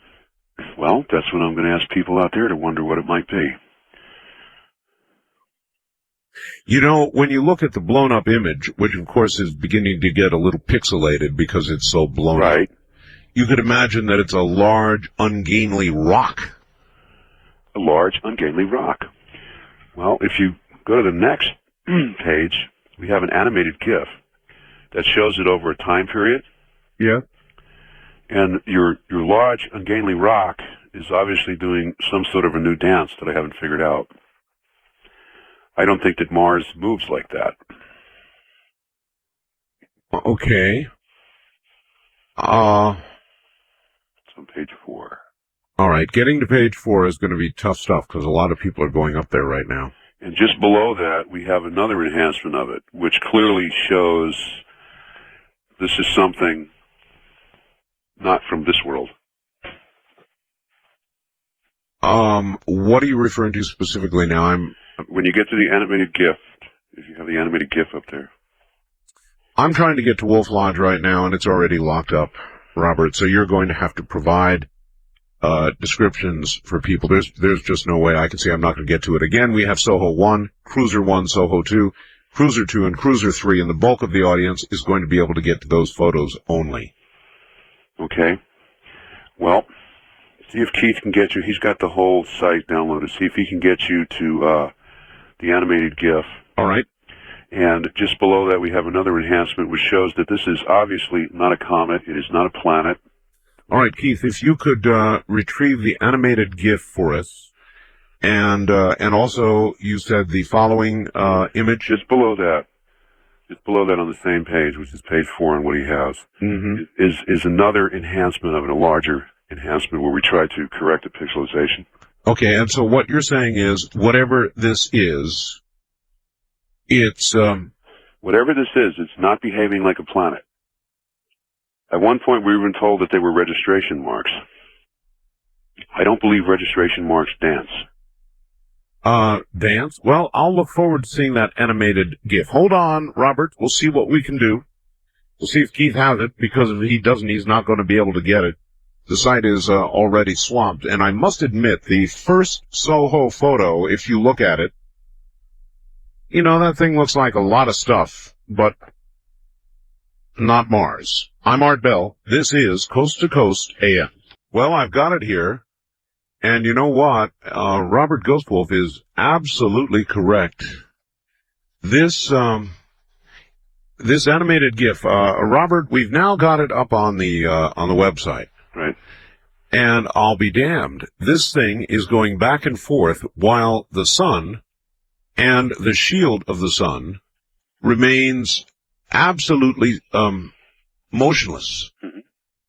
You can see the stars moving with respect to the position of SOHO, but this damn thing isn't going in one direction. It's going laterally back and forth.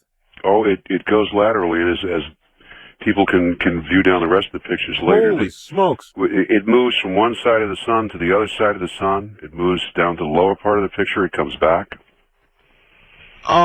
Have there been any inquiries made of NASA about this? I mean, this seems really incredible. Now that I'm sitting here looking at it, this is amazing. And for those of you who don't know, you can go to my website now, www.artbell.com. scroll down to Robert Ghostwolf's name, and you'll see Book 1, Book 2, Website 1, Website 2, Selected Images, SOHO 1, and so forth. And then a new one, Selected Image, Animated Cruiser, and this thing will blow your mind. What the hell could that be?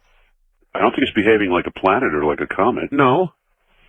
It's just vacillating back and forth. It moves from one part of it's like the field of the camera. What we're looking at is the field of the camera that was actually on the films. And we're seeing it move, quite a distance back and forth. And this basically shows that it's almost like it's hovering back and forth.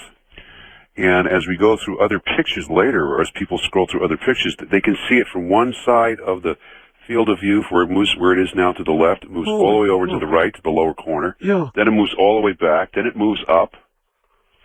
I don't think that planets navigate. All right. So what do you think we're seeing? Well, what you're seeing, if we can somehow get you to I have to figure out what you're calling it. If we go... I don't know what to call it. 2 pages beyond that, I have some very interesting black and white blow-ups. They're called desaturated enhancements, which is where you take the color out of it. Remember we looked at the blow-ups with the color? Yes. Well, we did some enhancements of this that were desaturated, which means that we remove all the color value from the image. Right. Okay? It reverts it back to a black and white image. Right. Now, if you have those there, that's, I can tell you what page I'm on, because I don't know how Keith labeled where you are, but it's on page 6. If that means anything to you, or Keith can get that. These are what blew me when I looked at this. These black and white desaturated enhancements. They are obviously something structured. They look more like the SOHO satellite itself than this is not a rock. This is definitely not a rock. Now, have there been any responses from NASA? Every time the information starts to come out and we come out with more pictures and we present more information. I mean, that is an obvious question. You would go to It's an obvious question. What happens is the satellite goes down. All right, I'm going to ask again. What is it you think we're seeing here? We're looking at a light ship. We're looking at a very large light ship. We're not looking at some small little thing. And if you can get to the desaturated photos, the black and whites, this is a mechanical structure beyond any question. It's clearer to me, no offense, Richard, but it's clearer than the things that were done on Mars for 20 years. This it looks like a motor, like a giant motor, and this is what's inside that pulsing light. This is the structure that's inside the pulsing light. So we're looking at what the elders say in Maya are the ships that are coming home. At whatever is coming back. That's whatever is coming back. Is there. Is there. I'm sitting here looking at this animated GIF, and this is one that's freaking me out, because you can clearly see the stars moving as the stars would in a star field. You can see the sun staying stationary relative to the SOHO satellite, which it ought to, completely stable, and this damn thing is going back and forth. Impossible. And again, what we put up here is like the pinhead of all the archives that we have observing this. I'm talking about we have footage of this thing where you can actually see it go from one field side to the other side. Now I do It moves up, it moves down. It's obviously navigating. Right, I've got you. Or something's navigating. Something's navigating. I do see 2 pixel dropouts, but they're very obvious as pixel dropouts and have nothing to do with this object in the animated GIF. Right. Jeez. How far out is this object? Do you have any idea? I have no way of estimating how far out it is at this point. We've turned this stuff over to some physicists who can probably figure that out. Astronomers, I would think. I think it's farther away than Pahrump. Yeah. Oh my. Yeah, the animated, the first SOHO photograph, the straight SOHO unenhanced photograph got me, but the animated GIF really got me. This is incredible. And what is your belief with regard to your belief? What is, my comment? Yeah, your comment. We're told that in this time, specifically as we move into 1999 and the year 2000, that there will be a war in the heavens, and that the war itself will touch upon the earth, and that our solar brothers have promised to return to help us. And when we look up in the skies, we're told to look for the lights, and look for even the lightning to take on different colors and become very strange. And if we think about some of the storms that we have been experiencing, we're seeing different colored lightning, lateral lightning. I mean, it's been an incredible light show going on over the last year, 2 years, especially the last 6 months.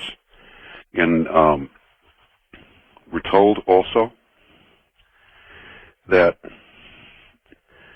what we have to, that these will come back between December and February, and that they will watch the events that happen here, which brings us into more of the prophecies. But we're told that they are the watchers, that they are returning, and that they will be interacting with us. The date here is if we go to the winter solstice of 1999. That's when Venus will come up, and we're told to look for two possible signs. If when Venus rises, that it's white, it has the color white, the hue of white, that we would enter a time of great awakening, human compassion, incredible times, the golden age of peace. Mm-hmm. But if we wake up on that winter solstice date, and Venus should rise and become the color of red, the color of blood, then we would move into dark times. And we would move into a time when we would see World War III, where we would see massive destruction upon the earth. And it would reach the point where if the destruction of the earth were at stake, that these brothers from the stars would intervene. And you believe that intervention is on the way? I believe that the audience is here to see what we do. If we are going to be so foolish as to keep blowing up atomic bombs for the sake of seeing who's got more, if we keep blowing things up in the ocean, if we turn around and experiment with HAARP waves and alter the weather patterns, there are things that are going on now in South America that we do not know the news of yet. We're told that there's flooding, we're told that there's mudslides, but what we're not being told, and I have lots of letters from friends in South America who write to me and say, how come the news isn't getting out about this? Where we see hurricane kinds of storms stay stationary in one area for 5-7 days. I know. Walls of rain. And when Richard Hoagland came out with the maps, and we were looking at the maps that were coming off, which my gal, Liz Edwards, is the one who's been archiving a lot of those maps that he's got. And we went through them, we found out that where these disturbances were happening were where these donut holes were. Okay? These perfectly... Yeah, I was about to ask if you had any comment on the radar images that Richard had posted. He seems to clearly think they indicate weather manipulation, and you apparently agree. It's absolute weather manipulation. I'm taking a bunch of archives now, and I want to get together with Nick Begich. Dr. Nick Begich up in Alaska. He's been on your show. Oh, sure. And he's the one who wrote the book, Angels Don't Play This Harp. And he's got a lot of technical information about how that works. I know what I'm looking at. I know what I looked at with Richard. When we were in Vegas and we did the Impact 2000, and we came out with the information and saw it as it was unfolding, and we found out that one, where these circular storms which create strange snow and ice and rain in a circular pattern, and then in a matter of hours they're gone. They just disperse. They're gone. It's like they were never there. But each one of them is over a military base. Every one. And the ones in North America that he took. Every single one is over a major military installation. May I stop and ask you a question? As we noted at the beginning of the program with you tonight, Speaking Wind is dead. Yes, he is. Now, I don't know how to ask you to comment on this, but was there, see how I can back into this, was there any history of heart disease with him? There was no history that he told me in our conversations. About that at all. He had a lot of plans for the future. Well, he was also, though, giving some information here on the air that many would consider very controversial, very upsetting to those who heard it. Prophecy, much as you are doing now. And do you feel that he might have become a target? Yes. Yes. I strongly feel he was a target. People are getting upset now because the truth is coming out. It's no longer just people speaking it. It's like we have evidence of it. We have their own evidence, the scientific evidence of it. We have the evidence of diseases, manipulated diseases. I have so much information that's been gathered with people that I'm working with to back up what I spoke about in the Seven Thunders when I spoke about the green mist that would come.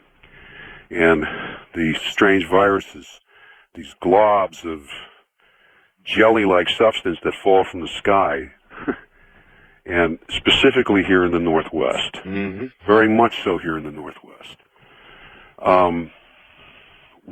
When something starts to happen, and someone's bringing out something that's controversial, that's not necessarily controversial, but when it starts to hit home, and when it makes people have to question the information that they're being filtered, then perhaps they don't want that voice to speak. In Speaking Wind's situation, he was a personal friend of mine. We had been working on some mutual things together, and he had some information that I don't believe they wanted to get out. He had information from ancient documents, from Mayan elders, that specifically detailed certain events.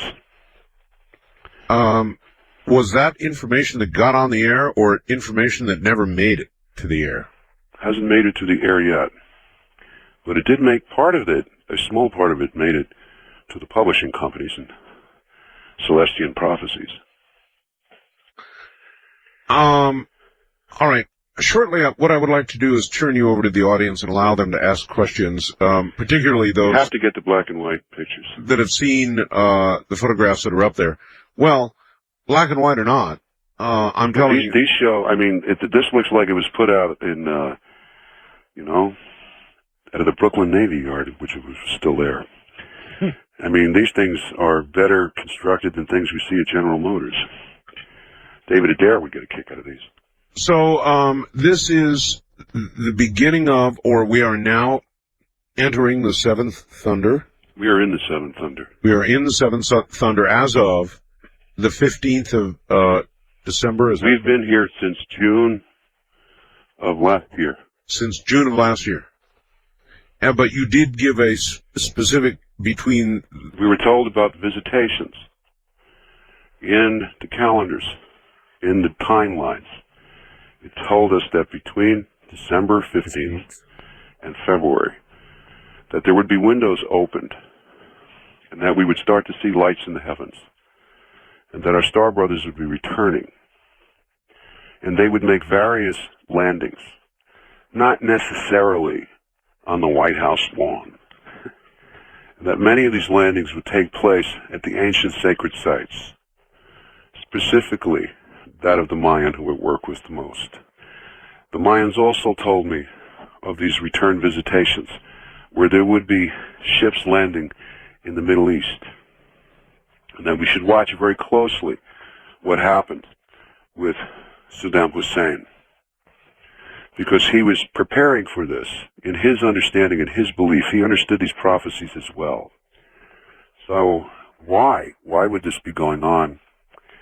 Is this this is not the War of the Worlds I'm talking about. This is not Orson Welles. I am not talking that something's coming to invade us.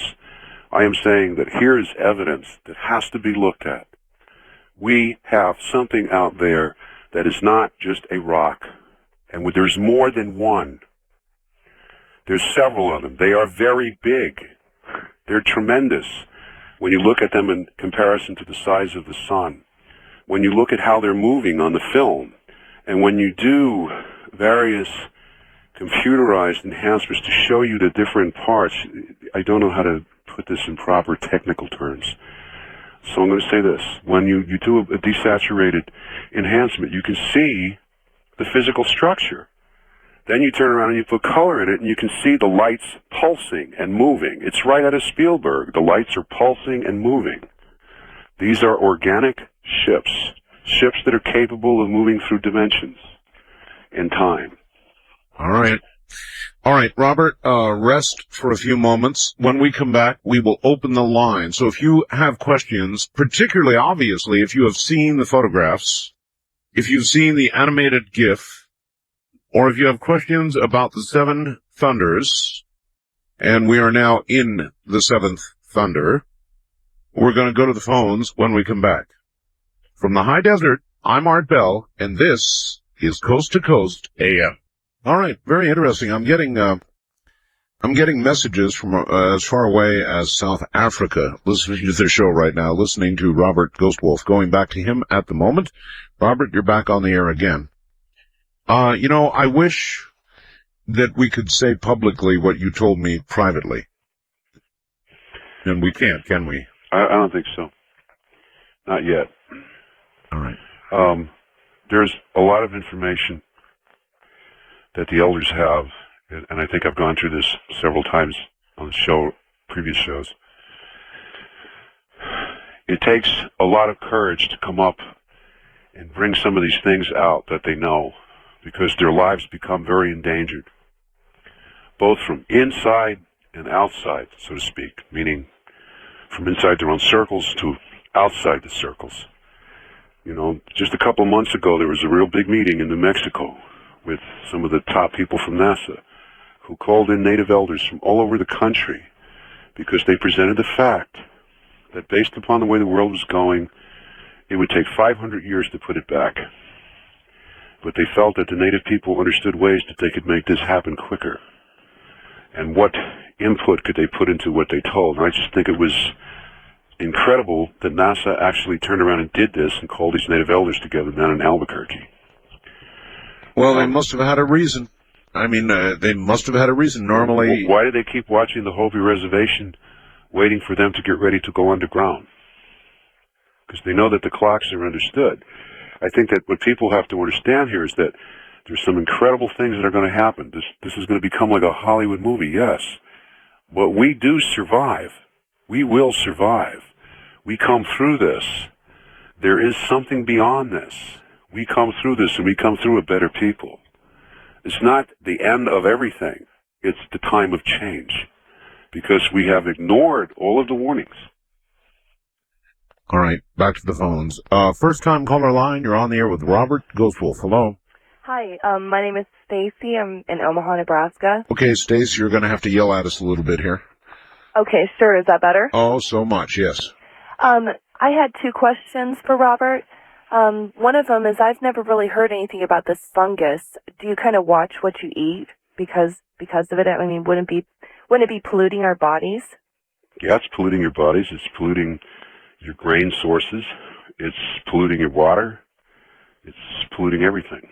So, where do you get your food at? Yeah, that's a good question, actually. Greenhouses. It might be time to put up greenhouses. Then you can protect what falls down from the air, because this thing is sprayed from planes. And if the planes fly over, you see them leave these strange trails behind them everywhere in the sky, crisscrossing. And all of a sudden, a few minutes later, An hour later, you notice these phosphorescent little clouds popping up. And then all of a sudden, it rains, and then it's gone. And all of a sudden, you'll notice, like, well, where did the birds go? They were just here yesterday, and I couldn't keep the bird feeders filled. And now all of a sudden, they're gone. This is something that we saw up here this past summer, where one day we had 30, 40 hummingbirds coming to the feeder, and then all of a sudden, they were gone overnight. They were just gone. So basically, there's really no way around it. We're probably consuming it, no matter what we do. We are consuming it. The other question I had for you is I told you I'm in Omaha, Nebraska, and we've had, like, the bizarrest weather this winter.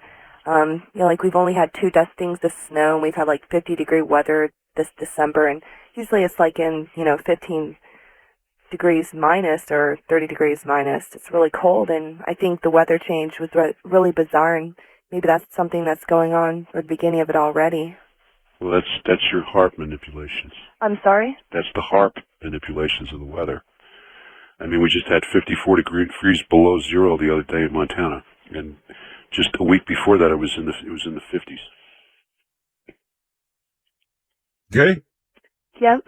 All right. Thank you, dear. Wildcard line, you're on the air with Robert Ghostwolf. Hi. Hey, Art, this is Brad from Brunswick, Georgia. Yes, sir. I got a question. I found this thing on the internet. It said the Week of Tabernacles prefigures the seventh thunder, also called the 7 last plagues. I want to ask Ghost Wolf if he thinks any of those plagues are upon us now. We're in the middle of them. In the middle of them. We're in the middle of them. There's still things to be awakened.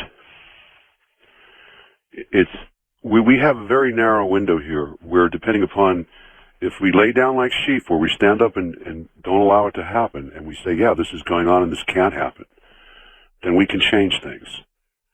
But otherwise, the thing about the prophecies that I work with is to show that they're all telling the same story. Even like in Revelations, people just aren't paying attention to it, are they? They're just not paying attention. Actually, the 7 thunders parallel the Bible. 7 trumpets. Right down the line, don't they? Mm-hmm. Mm-hmm. East of the Rockies, you're on the air with Robert Ghostwolf. Hi. Hi. Where are you, sir? In Virginia. All right. Good evening, Brother Ghostwolf. Good evening. My question to you, I've heard several times during the show this evening, you said that the watchers in the sky, getting back to the SOHO photographs and the Sun Cruiser thing, are they organic things? Are they spiritual things? That's the first question. The second question is, I guess it goes along with the email that Art got a little while ago, is I sense a lot of worry and fear in you, and I was wondering as to why. Well, I think I answered part of that. The other thing is that I am extremely upset over what happened to my friend Speaking Wind. There aren't many people who stand up and try to get the truth out and walk and wave hard, and it seems that every time somebody does, something happens, and then they just seem to disappear. Now, are they spiritual? My question to that would be, if man was not man, would there be spirit? So who's to determine what the nature of spirit is? Spirit is an anomaly that we try to describe, and we've spent thousands of years trying to describe it. And we say, well, it comes from the invisible world, and yet better than 98% of our world and what affects us is invisible. True. So spirit is a matter of interpretation. It doesn't matter if you're Indian or Hindu or Tibetan or Catholic. No, spirit. We're all spirit. brothers under the skin. We all come from one mother, come from one father. We all have the same needs, the same desires. What we've got to do now is eliminate the separation, because it's an illusion. There is no separation. We're just human beings. Okay, and now you say that our brothers, our spirit brothers, or our space brothers are coming back, or that they're already here. What is meant by they're already here? They're already here on this planet. They've been here. They've been here. They never left. the Aborigines, so to speak, the original, the first ones. The Aborigines, the Anunnaki, the people in the Hollow Earth, Admiral Byrd, all of the testimonies have been there. They never left. We live in a world that's very hostile. No aspersions on the man up north of me. But to find something and then bludgeon this being to death, maybe it could have been handled in a different manner. Maybe the dog attacked him. What would you do if you went to a place and suddenly you saw an animal that you never saw before? You never heard this noise before, and all of a sudden it was jumping all over you. You wouldn't know. Maybe it was an accident. But you see, the thing is, our first impulse is John Wayne. Our first impulse is to shoot, talk later. We better watch what we're shooting at, because there's something a lot bigger than us coming. Well, I'd like to make a quote from an email that I sent to Art. I don't know if you will find this to be true. But basically what the quote says, if man continues on his present course, he will bring the downfall and extinction of his own species. In other words, we need to get back to living in harmony with Earth Mother and with each other. We have to turn the car around. All right. I appreciate your call. And west of the Rockies, you're on the air with Robert Ghostwolf. Hi. Hello. Brother Art? Yes. Brother Robert? The Holy Spirit in me bows to the Holy Spirit in thee. This is Brother John in Tucson, Arizona. I'm a retired aerospace engineering scientist. At the height of my career, I took a little over 7 years off and spent the time on the desert in prayer and meditation. During that period of time, I also took 2 round-the-world trips in which I spent time with great spiritual leaders in every one of the world's religions. A good portion of those times were spent deep, deep in the Himalayas, at the feet of beings of light, and being taught by them, and then coming back to the desert and putting the teachings into practice. Everything that you say, Brother Robert, is so. In the visions that I have had, given to me by the Holy Spirit, I have seen these Star Brothers come, and in these terrible times, they will take many, many, many of us up away from this destruction. All right, sir. I appreciate your call. And there have been some people that have done that. They've sort of dumped their technical life and gone away and become spiritual. Seeing more and more of it every day. Yeah, it's really true. First-time caller line, you're on the air with Robert Ghostwolf. Hi. Hi, Art. This is Richard from Fort Smith, Arkansas. Yes, sir. Listen to you on KWHN 1320. That'd be the one. I've got a question. Do you remember hearing a day or two ago that Iraq had shot down an unfriendly airplane? They claimed it, yes. And no one's claiming the airplane. We certainly said it wasn't one of ours. I heard Europe wasn't claiming it was one of theirs either. That's correct. So whose was it? Or was it an airplane? Or was it a false claim? We don't know. Uh-huh. But Mr. Ghost Wolf was talking about the UFOs are supposed to be landing over in Middle East. Well, that's a good point. It's something to think about. It's something to think about. I certainly don't recommend Iraq as a landing point. I don't recommend it either, but you never know. You never know. You're right, and I appreciate the call. Wildcard line, you're on the air with Robert Ghostwolf. Hi. Hello there. Hello, Art? Yes, sir. Oh, good. Didn't know it was my turn. This is Mario from Klamath Falls, Oregon. Yes, sir. Enjoying your show on KGO here at 11:50. Thank you. And Mr. Ghostwolf, it certainly is a pleasure to hear you speak. Certainly, you've spoken some very, very serious biblical truths here. Tonight, I just happened to be listening, and as a matter of fact, this week I'm going through, the Holy Spirit is guiding me through the book of Revelation. And I kind of stopped short of my study today at chapter 9. And when I had turned the page this evening, chapter 10, verse 4 clearly defines the seven thunders. And you said two very interesting things early on in the show. Number one was that this is the time when time should be no longer. Is that correct? Yeah.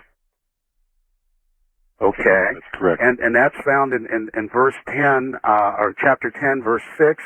And then what's really interesting when you talked about the prophets, and it says in verse 7, but in the days of the voice of the seventh angel, which you talked about, when he shall begin to sound, the mystery of God should be finished, as he hath declared to his servants, the prophets. Hello, Mr. Ghostwolf. So, may the God that created the heavens and the earth and the foundations upon which it sits continue to bless you. Born-again believers, I have a message for you. Open up your Bible, open up your ears, open up your heart. It's that time. God bless you, Art Bell. Have a great night. You too, sir. Thank you very much for the call. West of the Rockies, you're on the air with Robert Ghostwolf. Hi. Hi, guys. How you doing? All right.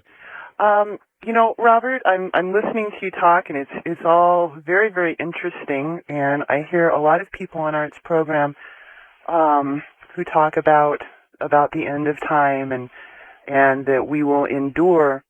But they all of you seem to keep coming back to the sphere-based thing, and I would like to put out there that we also need to reinforce in people that we are, even genetically speaking, so much more. There's a physio-spiritual connection in the human race that empowers us beyond any of the changes and the probabilities and possibilities of what might be happening. And if you can take masses of people away from that element of fear by empowering them with the knowledge that they can really transcend it, that not 1 out of 1,000 people can make it, but that all of us can make it, because spiritually and genetically we're wired that way. We all hold that potentiality. We do. But it's a matter of us taking the responsibility of taking that action. That's true. If we turn around with blinders and say, no, this isn't going on, and we allow it to occur, and we say nothing, then we might as well have joined the hand of the aggressors. It's time now to say, no, this doesn't have to be this way. Right, and more every day I hear people saying, you know, it doesn't have to be this way. And to me, that's a very good sign. People that are otherwise oblivious to these things and seem to not notice or to not care, moment by moment, something will happen, and you hear, it doesn't have to be this way. And I think that's a great sign. And another thing that I wanted to say to you about the Space Brothers, today at sunset I walked outside and I looked up at the sky and I saw this most amazing cloud formation. It was like a huge golden frame, sort of a rectangular shape. And empathically, I sensed the presence of some sort of sentient life force out there, and telepathically got the message, they're coming, they come. And I thought that was interesting. It reminded me, I was thinking about Alex Collier's talking about the flyby, and I thought, well, just maybe they are going to show up. Maybe they won't come by in a form that we expect. Yeah, that's very possible. And again, the whole thing is, how do we respond as beings? It's like if you were to go out to the desert and have a spiritual epiphany and see a spiritual entity surrounded by glowing light, how would you respond? And that's really the message behind this is what's happening. It's not so much fear-based. It's a matter of, please wake up. This is starting to happen. What are you going to do? Are you going to take responsibility for it? In the case of many, I sincerely doubt it, but that's pessimistic me. All right, stand by. We're at the bottom of the hour. My guest is Robert Ghostwolf, Matei, Native American, and he'll be right back. Back now to Robert Ghostwolf and the final segment coming up. Robert, here we go. First-time caller line, you're on the air with Robert Ghostwolf. Hello. Hello, Mr. Bell. Yes, sir. Hi, Mr. Ghostwolf. Mr. Ghostwolf. Robert, how you doing today? Okay. Where are you, sir? I'm in San Francisco Bay Area, actually in Redwood City, and I actually had the pleasure of meeting you, Robert, past during the summer when you were here at Veronica's. Right. Yeah, right. I was there with a pretty Greek woman. Anyway, I had a question for you about, I'm very saddened to hear about Speaking Wind, and there's one thing that he said when he was on a show, and he mentioned this gentleman or this being called White Eagle, and I was wondering if you knew anything about him, whether, I wasn't sure if Speaking Wind had actually had a near-death experience or not, and then crossed over and met this guy in spirit, and came back, and there's a bunch of books out by this White Eagle. I don't think that Speaking Wind was speaking about that same individual. Yeah, okay. I think he was speaking about one of his ancestral spirits. Oh, I see. Okay, To my knowledge, unfortunately, I can't confirm it. Yeah, well, I'm very sorry about it. I really wanted to even talk to the man too myself about it, but unfortunately I won't get the chance. But I just got one quick thing too, is my fiance seems to think that the San Francisco Bay Area is going to be a safe place to be through all these changes, and I keep on telling her about the rising ocean waters and all this other fun stuff that's going to be going on, and I guess Popo has not actually had the major eruption that it's expected, but like you said, when it does go off, the whole, it's going to go all the way up to the Cascades. Is that correct? Yeah. Yeah, so basically you agree with me on that, huh? Well, what we're seeing is that everything's building up. All events are building up to something. Yeah. Something is coming. All of these events cannot be a matter of coincidence. Yeah, and we're building up to something. But, keep this in mind. One, remember Speaking Wind's message to always come from the heart. Uh-huh. And if you come from the heart and live in truth, you don't necessarily have to worry about stuff. Yeah. Because things seem to work out. Well, the other thing is, one person living in balance, a lot of things could be happening right around you, and maybe you'll walk right through the middle of it. Yeah. I'm not worried about it anymore. I pretty much have come to terms with that. But I wouldn't put a house up on the beach. No, I wouldn't either. But hey, once again, I want to, thank you for coming out to California and doing that. That was really nice of you to do that. I heard you don't do that very often. And Art, next time I go to Vegas, my fiance has a non-surgical lift mask. And you're doing all these TV appearances? No, I'm not. I'm doing as few as I can. Oh yeah. Well, you got your little webcam there. We want to make you look younger. No charge.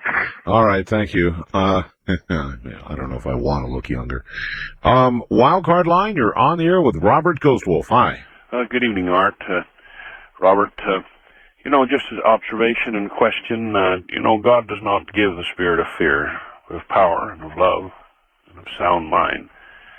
And with that in mind, perhaps, Robert, is not prophecy given as a warning in consequence of those calamities which can befall us. But the one thing you brought up is that perhaps if we lose faith in doing the right thing and trying to address past injustice and be responsible stewards and clamor for security and invite tyranny, and might this be the invitation to tyranny come as a wolf in sheep's clothing to invite the rest of these things? All right. I think it's a message that says you can change this all in a day. You can literally change this all in a day. All you have to do is turn around and come from the right place. All you have to do is stop living the paradoxes in your own life, and then a lot of that confusion will just go away. Yeah, but that said, there does come a time, it seems, when prophecy becomes fixed as a reality that is either upon us or about to be upon us. And the Hopi said that, and I'll never forget it, that no, there was this great long pause, and they said, it cannot be changed. It is now fixed, and that's why we are speaking, because it is going to happen. We're at a point now where If we don't do something now, it's not going to be a pretty picture, because we're bringing that on ourselves. It's like, how many times do you have to tell a child, don't steal the cookies? They're too high up on the shelf. If you go up there and you climb that ladder, you'll fall down. And the child refuses to listen. It continues to climb up, and then one day it falls down. The thing is that we have done too many things in the opposite direction.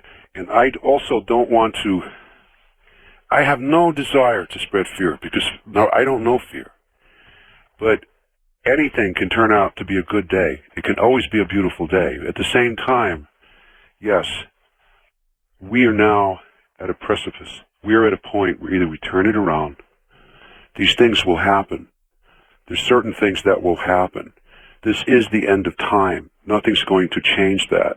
I don't want to spread this illusion that all we have to do is be good and close our eyes and everything will be okay. And someone will come and lift us up. This is not what this time is about.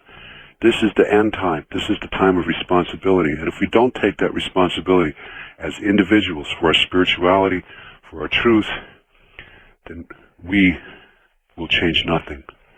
Because we're coming out of the nightmare. This has been the nightmare. We're going toward the dream. All right. East of the Rockies, you're on the air with Robert Ghostwolf. Hi. Hey, Art, how's it going? Okay, sir, where are you? My name's France, and I'm calling from Chicago, Illinois. Yes, and sir. I hear you on WLS. The Monster. Yeah, the Monster. Actually, I got a question for you first before I ask Robert a question. Sure. I was wondering on your website if you happen to have a list of the radio stations that you're on, Yes, because we I do. catch a couple of them DXing. Yes, we do. Oh, okay. So if I just click your site, I could just get it? You can print it out. Okay, that's what I'll do. Thanks. My question for Robert, I guess, I mean, it seems like almost most of my questions that I had for him have been answered already by all these different people, but it's just kind of ironic that I'm here on the end of the show. I've been calling for 2.5 hours on speed dial to get through, and I told my friend, I said, I've got a feeling I'm going to be on the show, and I'm going to be one of the last callers. So since all that happened, I figured I might as well just go ahead and ask my question.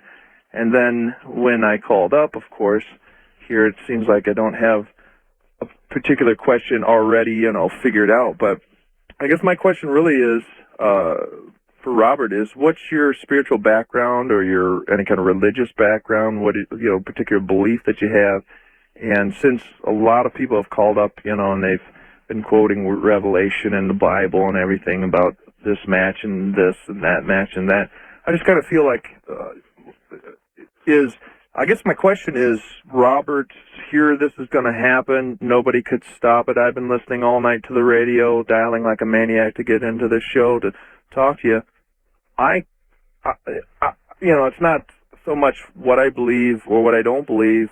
It's inside. I don't feel nervous or scared about this. Let it come. I gave my life to the Lord Jesus Christ 10 years ago. I particularly don't even care, to tell you the truth, as far as spiritually, because I know I'm okay. I know I'm set. My question for you though is, how are you spiritually? What's your background? Okay, Robert. I walk in a Native American way. I've done it most of my whole life, especially since my manhood. And I don't just do it on weekends. I do it 7 days a week, 24 hours a day. And that path has brought me to meet many people from many spiritual walks, from Tibetan lamas to people that come from pure light to Aboriginal people. And I think it's a matter of the spirits inside. There's no label for what I am. It's not a religion. It's a way. It's a way of looking at it. It's a way of saying, well, this is the same Tunkashila, grandfather spirit that's in all things, period. It's in all things. It doesn't know a difference. We're the only ones that put differences on things. This is interesting. Within the last year, there was an article in the science section of the New York Times about an international conference held to discuss the disappearance of amphibians everywhere. Australia, to Austria, to Boston, to wherever all amphibians are dying and or disappearing. The circumspect scientists at the press conference were moved to inquire, could this be the canary in the mine? Owing to their porous skin, it has been postulated that frogs and company may be the first warning that our air and water have been polluted now to the point that life may no longer be sustained. And that really is basically what you said, isn't it? Yeah. When the frogs go, the rain's going to go, the water's going to go. That's the message of the Kogi Indians from Colombia, when they said the frogs are leaving and the Andes Mountains are turning into a desert. When the whales go and the dolphins go, that means that we're going to lose our memory, because that's their medicine. That's what they carry. They carry the memory of the whole planet. When they go, we'll be like a hard drive that's lost its memory. And when these animals start to disappear, and the word is disappear, where do they go? How come they're just ceasing? When we see plant species that just disappear, well, it's a sign that conditions, regardless of what we try to perpetuate to justify our existence and our actions, something's happening on a major scale. Because most of these things that we're talking about, they cannot find the reason for it. There's no logical explanation for it. And the thing is that these animals seem to disappear before something happens. No, it's true. Most of these science articles end in speculation, with the scientists saying, we're studying it, we don't know what's going on, we don't know why it's happening, we confirm it's occurring, the coral reefs, the Antarctic problems, the ozone, all the rest of it, we confirm it is occurring, but we don't know why. West of the Rockies, you're on the air with Robert Ghostwolf. Hi. Yes, good morning, Art. Good morning, Robert. Hi, where are you, sir? I am calling you from Stargate Records here in Los Angeles. I'm a Okay. recording engineer. All right. And I'm sitting here listening with my jaw on the floor because within the past few weeks, we just finished recording a CD by one of our artists called Oxygen. His CD is called Back to the Genesis. And this kid wrote 21 tracks that is talking about the same things that Mr. Ghostwolf has been talking about all night long, concerning the Anunnaki and the flooding and all the different things that are happening around the Earth. And I wanted to ask him, with all these references to these particular ancient prophecies and so forth, if I'm not mistaken, I remember hearing or reading something about the appearance of a false prophet that is supposed to try and deceive the Earth, etc., etc., and sure, people will go off running behind that. And the Christians would call him the Antichrist. Yes. That's one of the questions I wanted to ask him about, and I also wanted to find out if there are going to be any particular safe havens. Like right now I'm in Los Angeles, and this is not going to be a pretty city to be in if things start to really happen in a major way, because there's just so many people concentrated in the city. And I wanted to know if you all were aware of any safer havens, I should say, where people could gravitate towards should the cities begin to shut down, in terms of getting food and water and things of that type, basic necessities. Well, I will put it to you this way, sir. If something did come down, I wouldn't jump in my car and desperately try to get to L.A. Oh, no, I'm going to be jumping in my car trying to get out of L.A. You know, the old movie Escape from L.A., that would be me. Yeah, all right. So a couple of questions there, Robert. The Antichrist, is there the equivalent in Native American lore with regard to, or prophecy with regard to a figure that the Christians would know as the Antichrist?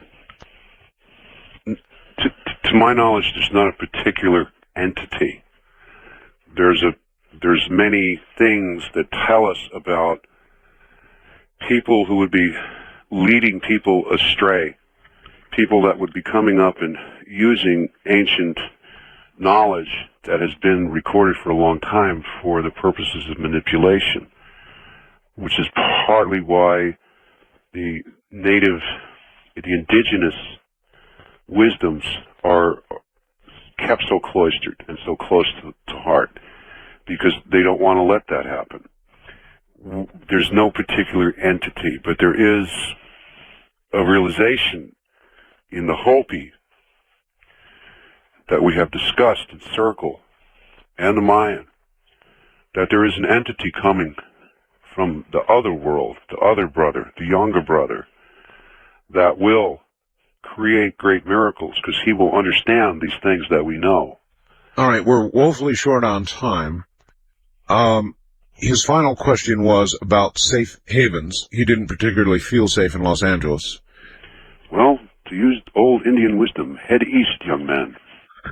Is that old Indian wisdom?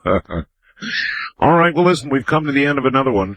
I want to get it out for you one more time. You have a newsletter now that's brand new called The Wolf Report, and you can get it by calling one of two numbers, either 1-800-905-8367, that's 1-800-905-8367, or area code 509-465-1606. That's 509-465-1606. Robert, as always, it has been a great pleasure, only shadowed by the sad occurrence with Speaking Wind. May he rest in peace. Thank you, my friend. We'll do it again. Okay. Good night. Good night now. Thank you. That's it, folks. If you would like a copy of this program, you can get it by calling 1-800-917-4278.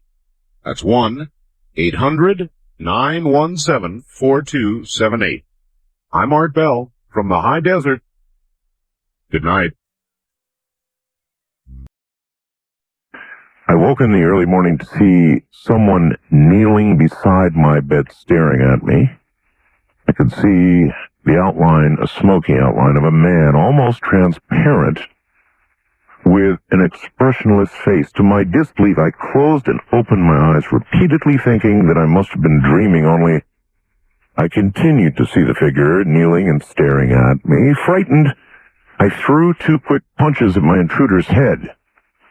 I have a black belt in karate, only to see my fists and arms pass straight through this entity as it slowly drifted back into the night. Obviously, I was frightened and confused. Was I dreaming? Earlier this week, I was again awakened in the middle of the night by someone or something grabbing at my wrist. So I shot up in bed and again saw the smoky outline of my visitor. This time it was holding my arm and staring directly at me. No time to react as the figure slowly simply faded into the dark again. Was I dreaming? Convinced this might all be in my head, I only told two of my closest friends about the ordeal. That was until last night. You see, I was at a school function, sitting with many of my fellow students. When the conversation turned to the supernatural, that's when one of my classmates embarrassingly admitted that he and his roommate believe there is an entity visiting their apartment. Though they haven't seen the ghost, apparently their visitor makes itself known by moving objects around the apartment and knocking other items over. Couldn't believe what I heard, turned white as chills ran down my spine. You must understand, Art.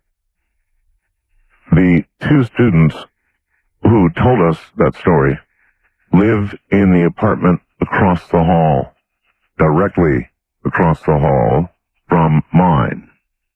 I don't know if I'm going to have time to get this in or not. It's from a police officer. He says, here's my ghost story, Art. I'm a cop.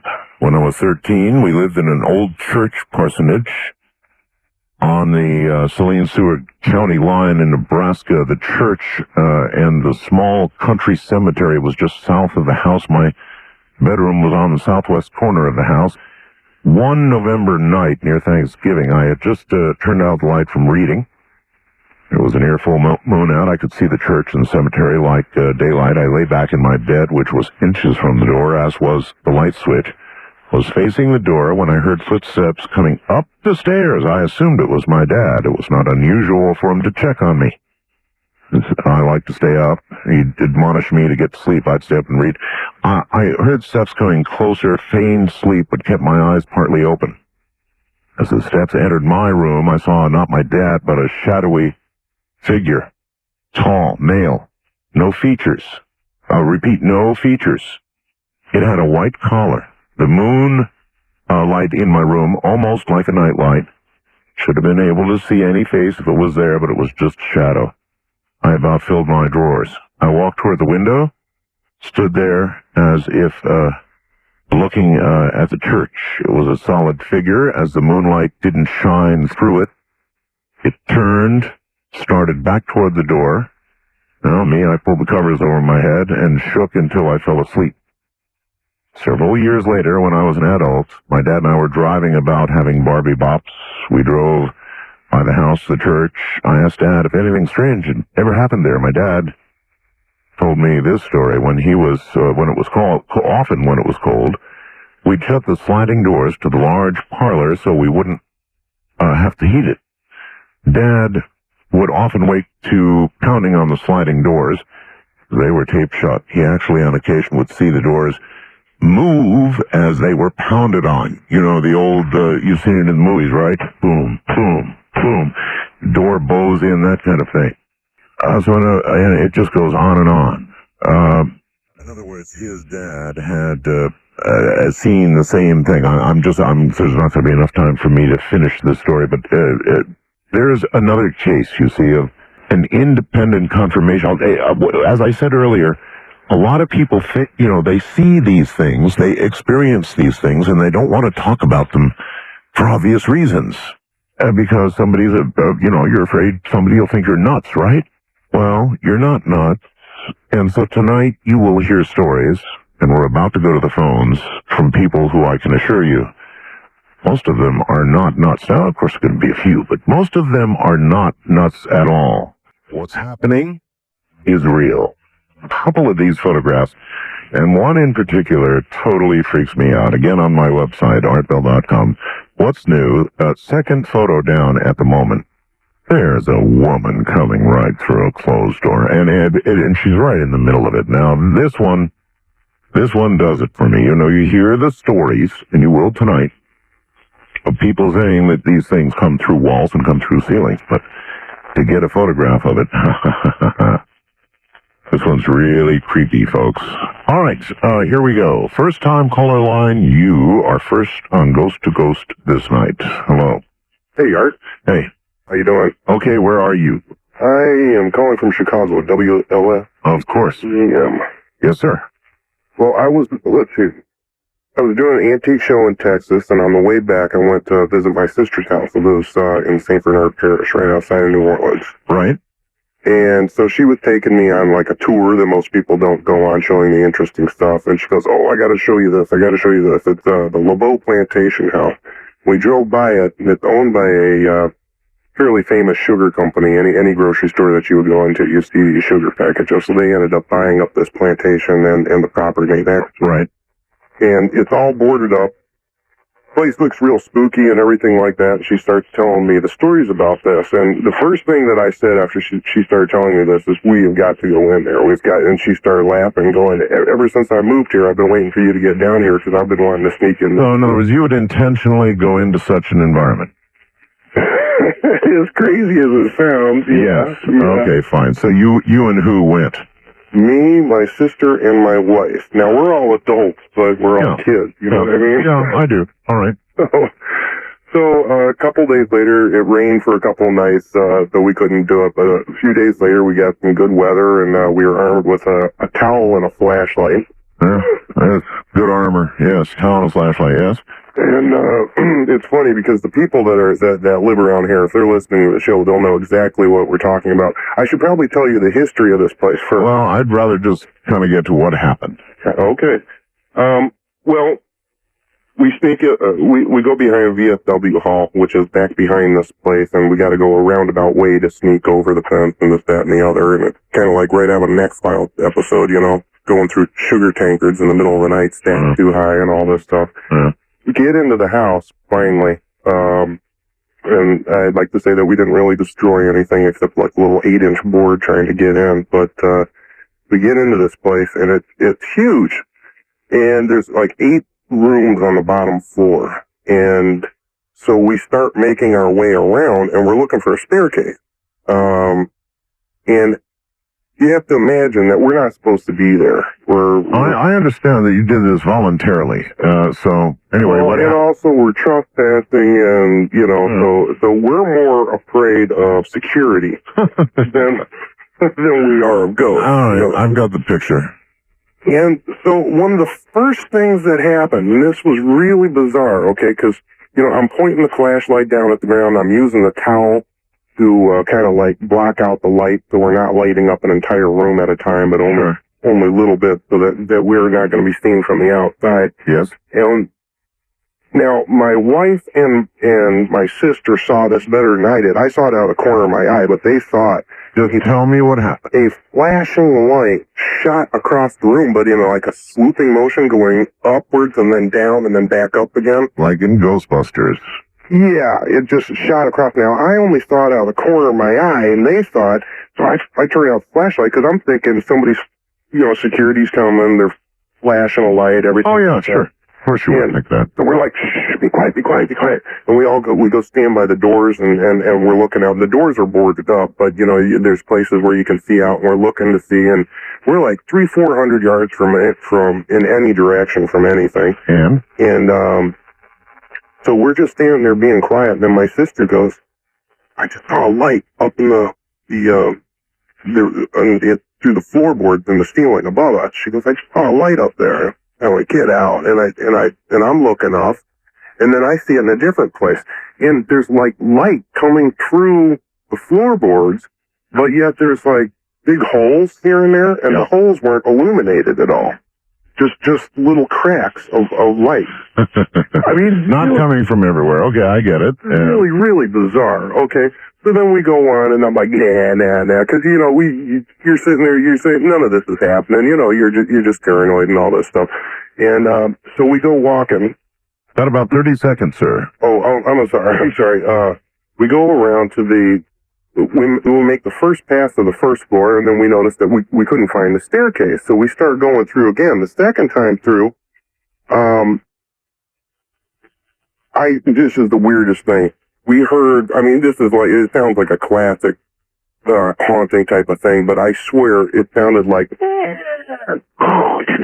you know, like a large metal handled door and it's something swinging closed. Yes. The wind started blowing, and everything's boarded up.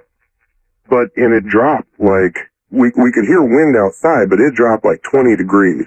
And everybody just freaked, because we thought we were busted. Not that there were ghosts or anything. Okay, we're at about the end of the time here. Oh, that's a shame, because it gets better. Well, it's going to have to do it real quick. Well, basically, I go over by the end all be all is we heard, what sounded like the voices of, like, slaves. Calling, like adult black men calling to each other. And where was this again, please? This is in St. Bernard Parish, the Lebeau Plantation house. All right. There was a slave route. When I lived in Maryland once, a place called Blue Ridge Summit.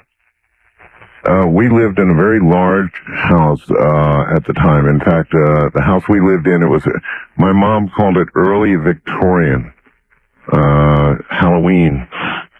Early Halloween. It was an old house, but it had 35 rooms.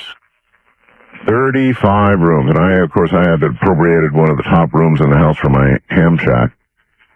And it was on a route where they had sent slaves, you know, and they would send slaves from the southern part of the country to the northern part of the country.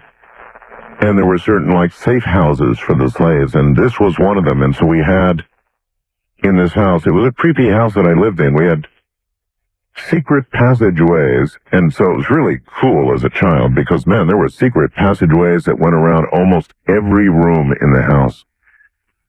Totally secret passageways. Now, the story was they had been used to hide slaves in their trek north. You know, would be a stopping off point. But, man, that was one weird house I lived in. A place called Blue Ridge Summit, Pennsylvania, Maryland. The Mason-Dixon line actually ran right through the house. Actually ran through the house. Amazing. Wildcard line, you're on the air. Hello. Hello? Yes. Oh, hi. Yeah, this is Pat from Southwest Florida. Yes, Pat. I'm a retired New York City fireman, fire lieutenant. New York City Fire Lieutenant. Oh, okay. That's correct, yeah. Yes, sir. And this concerns a story regarding a ghost story that I heard. This is not a first-hand story, but this was about Rescue 1, which at the time was on 43rd Street between 8th and 9th Avenue. And the story was related to me by a firefighter at the time. This is about 1977. Can't remember the guy's last name. The first name was Chris. And if he's listening, he comes from Glen Cove, Long Island. Okay. But at any rate, he told me this story that on the second floor of this particular firehouse on 43rd Street, Rescue 1, it's the bunk room. You know, on the first floor you have the fire truck and the kitchen and what have you. Sure. On the second floor you have the bunk room. And he said that one night he went up there between about 2:15 in the morning, and he, you know, between runs, you know, you can go into the bed, you know. Can I ask Can I ask a stupid question? Sure. Lieutenant, in those firehouses, you know, the old-fashioned thing was that there was this sliding pole between one floor and another, and you would see firemen sliding down it. Did that exist? Oh, sure, of course. Really? Of course, yeah. They had two of them in each house. In this particular house, they had two, one up front and one in the back. I always wondered if that was real normal or just sort of a media thing, you know. Oh, no, that's absolutely true. It's okay, all right. Absolutely true. Yeah, okay. And if there are any New York City firemen, or any fireman, I suppose, for that matter, they would certainly know this, you know. Okay. At the time, I was assigned to 4 Truck, which was on 48th and 8th, 48th Street and 8th Avenue. Anyway, he told me this story, and he said that this one particular night, he went up to into the bed, and he was lying on his stomach. And by the way, this particular bunk room is extremely dark, or it was extremely dark. Right. Pitch black. I mean, you couldn't see your hand in front of your face, and the only thing you could see was the luminescent light up on the wall. And he looked up and he saw it was about 3 o'clock or so, something like that. And then all of a sudden he felt a pressure on his ankles, like somebody grabbing his ankles. Oh. You know? Yes. And then they moved up towards his calves and so on and so forth, you know? And he thought maybe it was one of the guys just, you know, playing a trick or, you know, goofing on him, you know? Yeah. And he said, when the guy got up to the back of his thighs, he said, "That's it, I'm not putting up with this." Right. And he jumped up and he turned on the lights in the bunk room, which was pitch black. And there was absolutely nobody there. And everybody else was fast asleep. Yeah, well, this is part of what I've never understood, and part of what I was after tonight. If, you know, I can understand that there could be a ghost or there could be an entity of some sort, but how they actually physically manifest in this world and attack people and do things like you're talking about, that one I don't get. Well, you know, I saw this guy twice afterwards, and I said, "Chris," I said, "were you telling me the truth about that story?" Right. And he said, "I absolutely was. But let me tell you one. Let me go a little further with this." Sure. Okay. So the next morning, he got up and he related the story to the lieutenant on duty that morning. Right. And he said, "Hey, you know, something happened last night. It was really weird." And they checked the records, and it turns out that something like 20 years before, like 1957, something like that. New York City's fire department keeps long records. Huh? Oh, of course. Yeah, I mean, records back to the 1800s. So 20. Oh, okay. So 20. Anyway, they found out that at that particular hour and that particular date, there was a fireman in Rescue 1 who was between tours. In other words, he wasn't on duty. Right. He was between tours. Right. They had a fire. This guy went to the fire between tours. He wasn't officially on duty. Came back to the firehouse. Went up to that particular rack, that particular bed, and died of a heart attack. Oh my God. Really? At the exact time, 20 years ago. Oh yes. My. And it was documented.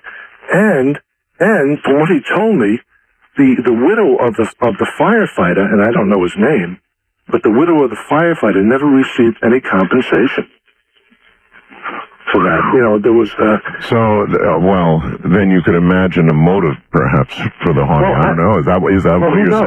Who knows? Yeah, who knows? You know, and, you know, at first when I heard the story, I said, oh, man, that's kind of hard to believe, you know.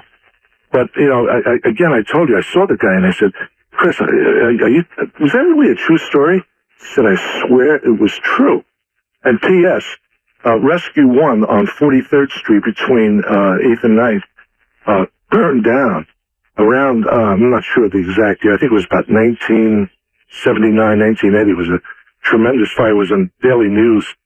Wow. But it burned down, and it was tremendous fire. Totally took the place out, you know.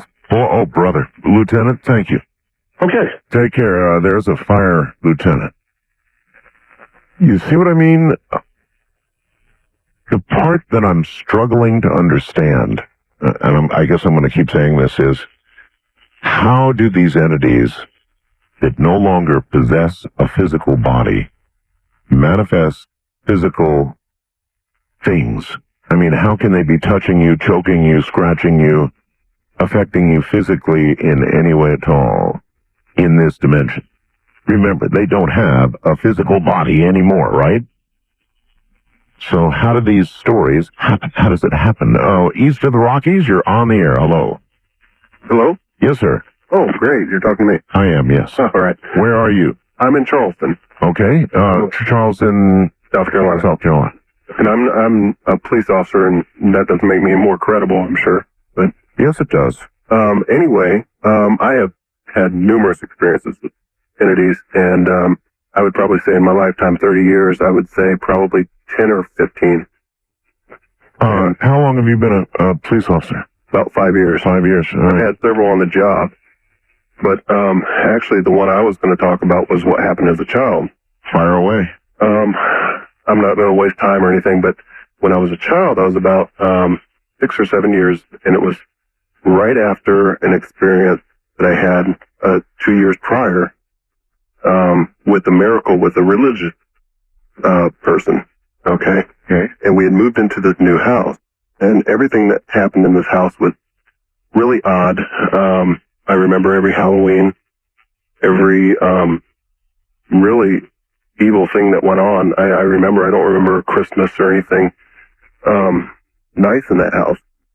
Well, give me any specific, we don't have a lot of time. Well, make a long story short, I just went to bed, and I'd laid down. I was about 6 or 7 years old, and when I laid down in bed, I turned my night light on, and I laid down, and my brothers had went to bed, and once I had laid down, I heard footsteps coming towards my door, and it's much like that other police officer had talked about. Oh, yeah. Except the weird thing about this one was it wasn't a hazy glow or anything like that. It actually, it was, I call it a demon. But I had laid down, I had not even closed my eyes. Could you actually describe what it looked like? Oh, absolutely. Absolutely. And then do it. What had happened was it stepped in my door. Tell me what it looked like. It was about 6 or 7 feet tall. It was a figure of a dog, believe it or not. Oh, brother. And it was a demonic look. It had hair. When I first saw Cujo, it had muddy, bloody, matted fur, just like Cujo had after he attacked all the people. And when it walked in, I smelled the odor of what I call pure death. If I ever smelled it again, I'd probably get sick. It walked into my room, it looked at me, and it had bangs on the front of on the bottom jaw that went straight up. You're a police officer. You know what, you know what death smells like, though. Oh, absolutely. Absolutely. Yeah. And, but I hadn't smelled that at 6 or 7 years old, and I've not smelled anything like it since. And the top bangs went straight down, had long fingernails, and it came in, it looked at me, it walked toward my bed, and the only thing I could think of to do was cover my eyes and start praying, and which I did. And it had leaned over me and was... Stay right where you are. Ghost to Ghost AM continues. Back to the police officer. And where are you again, sir? I'm in Charleston. Charleston, that's right, Charleston, South Carolina. I wanted to read this to you before you continue. Sure. There's a man who writes from Wisconsin. Art, it sounds like the policeman you're talking to had an encounter with Black Shuck, a spectral dog that has been reported all over the world. Demonic, ? That it may have been a demonic thing, and he calls it a black shuck, a spectral dog, for whatever that's worth. Wow. You know, I've always wondered what it was, because I've always had experiences where I've actually seen figures.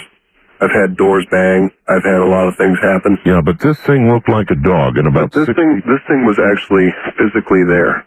You know, and it wasn't in the spiritual realm. It wasn't cloudy. Misty. It wasn't misty. It was in the physical realm, and it topped my list as far as something that I could actually put my finger on, you know, and literally touch. If I had reached down, I probably could have touched it.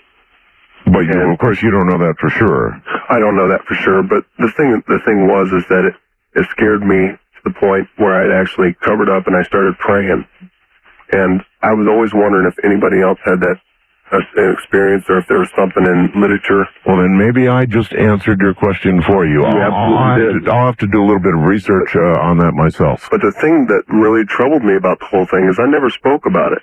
I never told my family. You know, I'm the youngest of two brothers. Right. You know, I never told anybody. And 7 years ago, I was sitting there talking to my brother, and the thing that shocked me, the whole situation, was we had started talking about, he's also a police officer, and I spoke to him about, you know, old houses, and he said, I didn't like this place, and I said, why? And he said, well, I had a problem there. And I said, what was that? And he described the creature to me. The same creature? The same creature, and he said he was homesick, and he was laying on the couch, and he described it to a T, and I interjected periodically so he knew that I knew exactly. We both saw the same thing. Well, we both validated it to each other. That, my friend, thank you very much. That's as creepy as it gets. To see something, you know, perhaps demonic. I mean, you can always later sort of close your mind, right, and think to yourself, no matter how real the experience was at that moment, hey, I dreamed it. I had some, you know, some kind of hallucination, something. But, when somebody else saw exactly the same thing, then your options begin to dwindle pretty far. West of the Rockies, you're on the air. Hello. Hey, Art. Hey. Okay, where are you? Oh, I'm in Reno. Reno, okay. Listening to you on KOH. And you're on a cell phone? Yes, I am. Okay.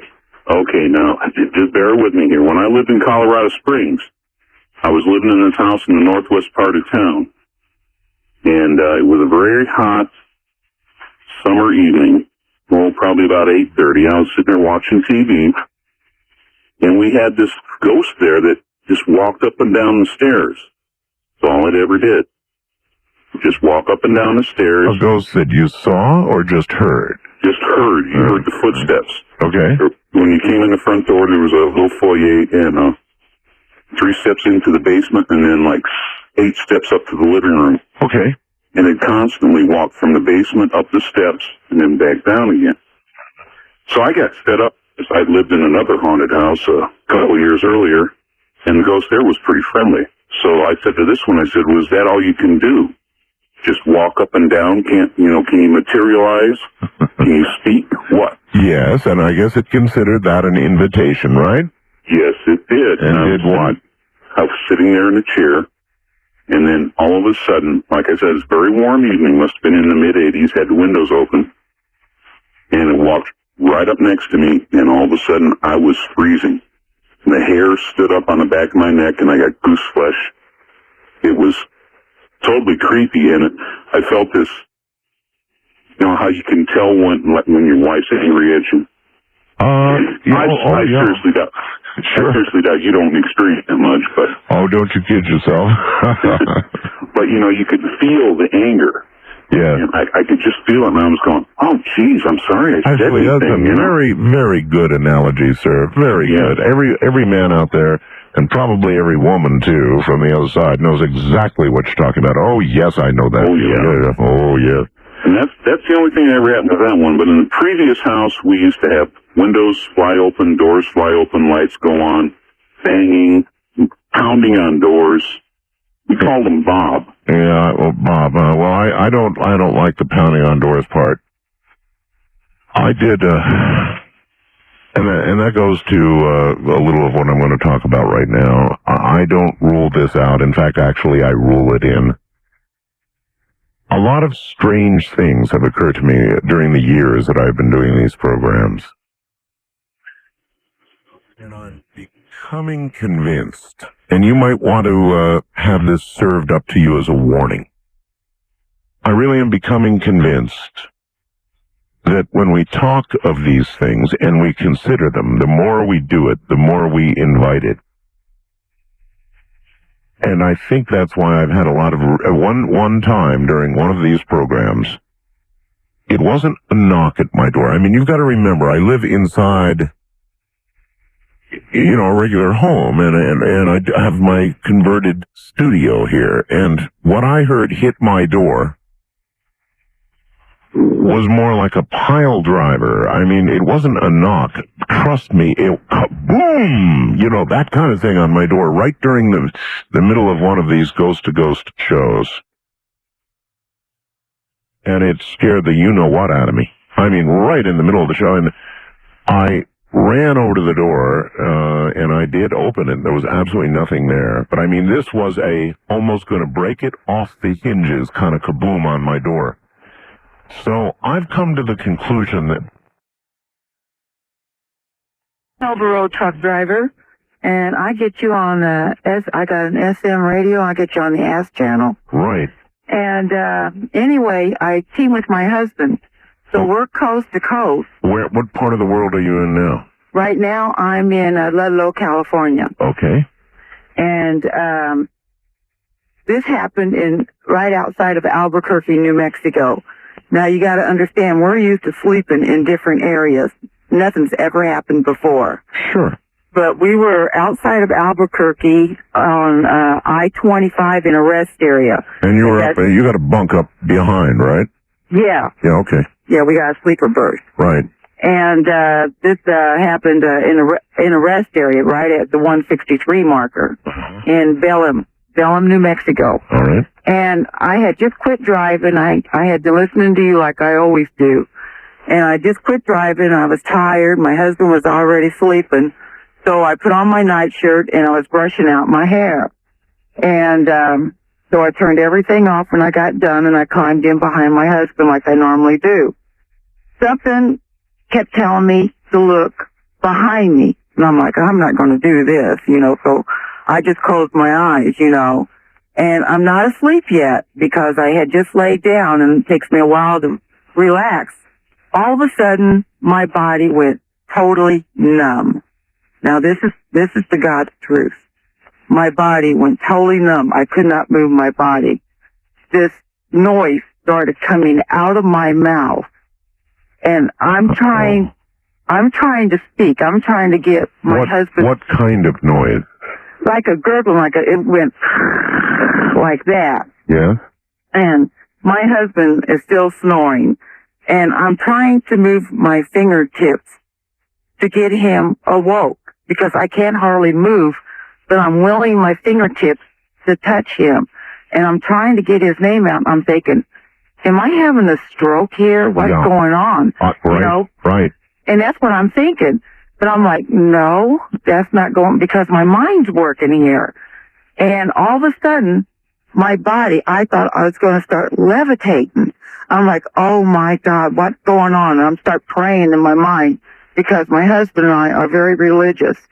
And I start praying, and finally, I don't know how, but my husband got awoke. But in the meantime, the middle part, because I'm keeping my legs and arms, trying to keep them down, but the middle part of my body starting to move up. I'm like, oh, please, God, make it go away, please, God. And this is when your husband woke up? My husband woke up. He goes, what's going on with you? And then it just left.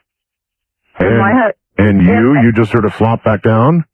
I had already come back down. I didn't fully go up just because I'm, just the middle part of my body's moving. Did you recognize anything that came out of your mouth? No, nothing but this noise.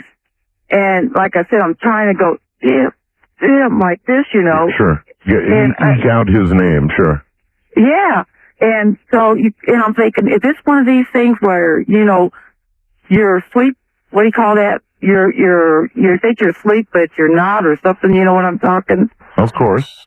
And I'm like, this ain't going on, because I wasn't asleep yet. I had just fallen in bed, and something was telling me, turned over to my side and look.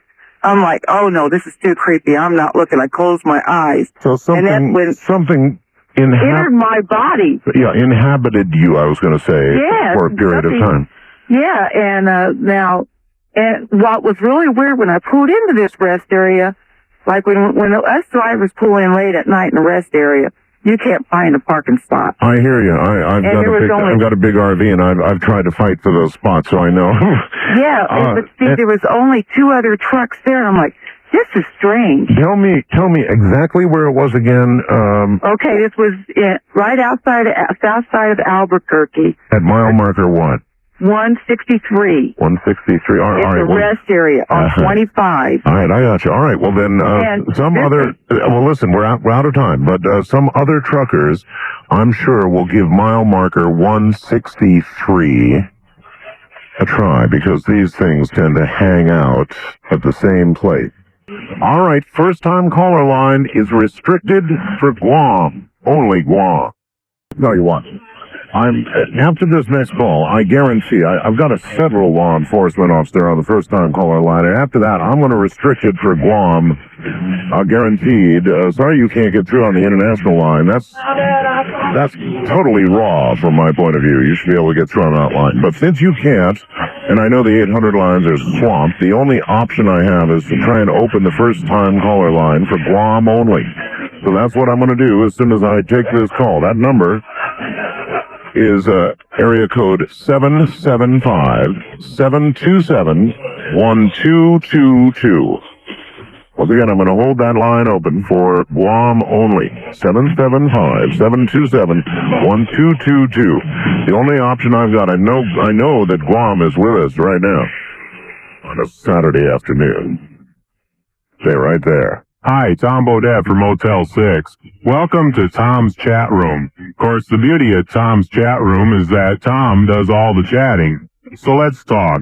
Dearborn, Michigan asks, say, Tom, does Motel 6 really have the lowest rates of any national chain? Yes. And that's Tom's chat room. I'm Cyber Tom Bodette logging off for Motel 6, and we'll leave the light on for you. Motel 6 at a core hotel. All right, let me say it one more time. Following the call I'm just now going to take, then I'm going to reserve this line away for only Guam. I don't care who you are, what it's about, only Guam. Those poor people. You would think, and by the way, if you want to call on the international line, and you're anywhere else in the world, you're welcome to now call, because obviously Guam isn't able to use it. So the international line, anywhere else in the world, is 800-893-0903. With reference to Guam, that this is going to mean you would have to pay for the call, but I don't know how else to do it. All these other lines are jammed beyond all reason. So if you're in Guam, area code 775-727-1222, just as soon as I clear this line.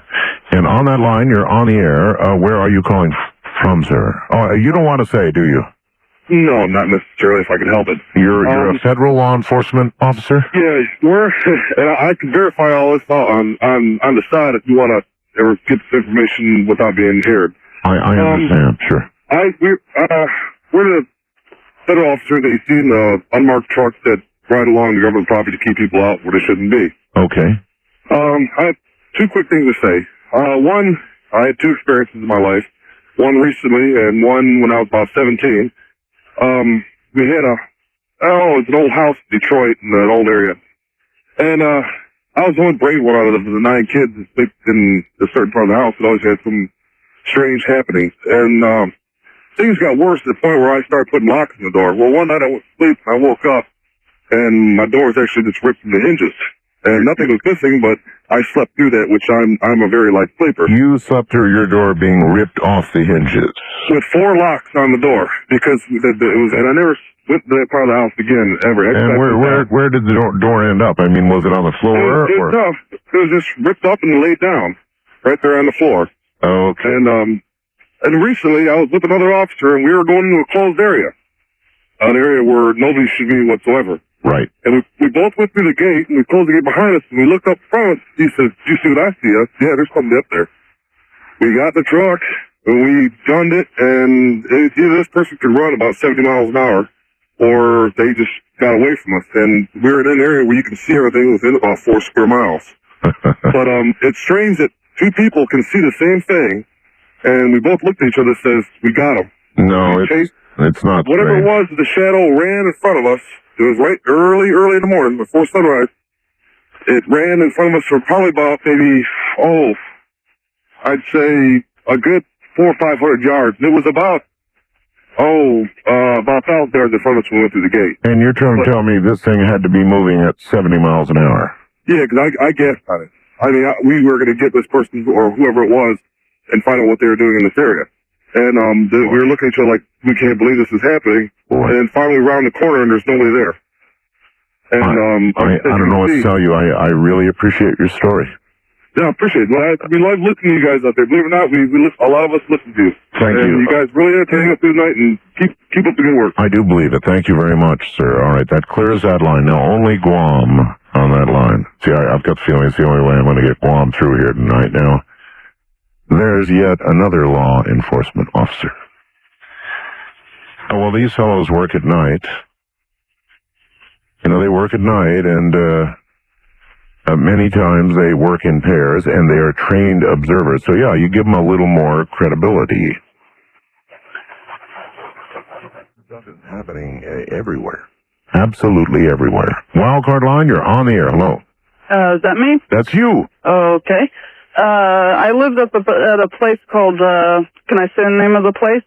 Well, I don't know. It depends on, is it like a hotel or? Well, no, the area is known for the world's biggest fig tree. I'll leave it at that. No, that's okay. You can tell me where you live. Oh, it's a place called Fig Springs. In what state? Arizona. Arizona, okay. Yeah, it's near Cayman. All right. There's a lot of legends about the area itself, but one particular night, my mother and a friend of ours were up there, and we're just hanging out in the main trailer. My parents caretook the land for the people who owned it, and we're just talking about different stuff. It was nighttime, and I started getting really nervous. I was pretty young at the time. Started getting very, very nervous, about like I am now, as a matter of fact. The other two people were with us, my mom and the other person, were also getting nervous, but they were trying to pretend like everything was okay because they didn't want to scare me. I looked back behind me, and I see a guy lying on the bed in the living room. We're in the kitchen. You could see in the living room there's a bed there. And he was floating about a foot off the bed. Oh, and about that time, I said the people, my mom and the other person, I think we should leave now. Well, describe this as best you can. Floating, you said. Yeah, he was just lying there nonchalantly, like, nothing to worry, just kicking back on the bed, except he wasn't on the bed, he was above the bed. But what I'm trying to get at is, in every other way, fully materialized.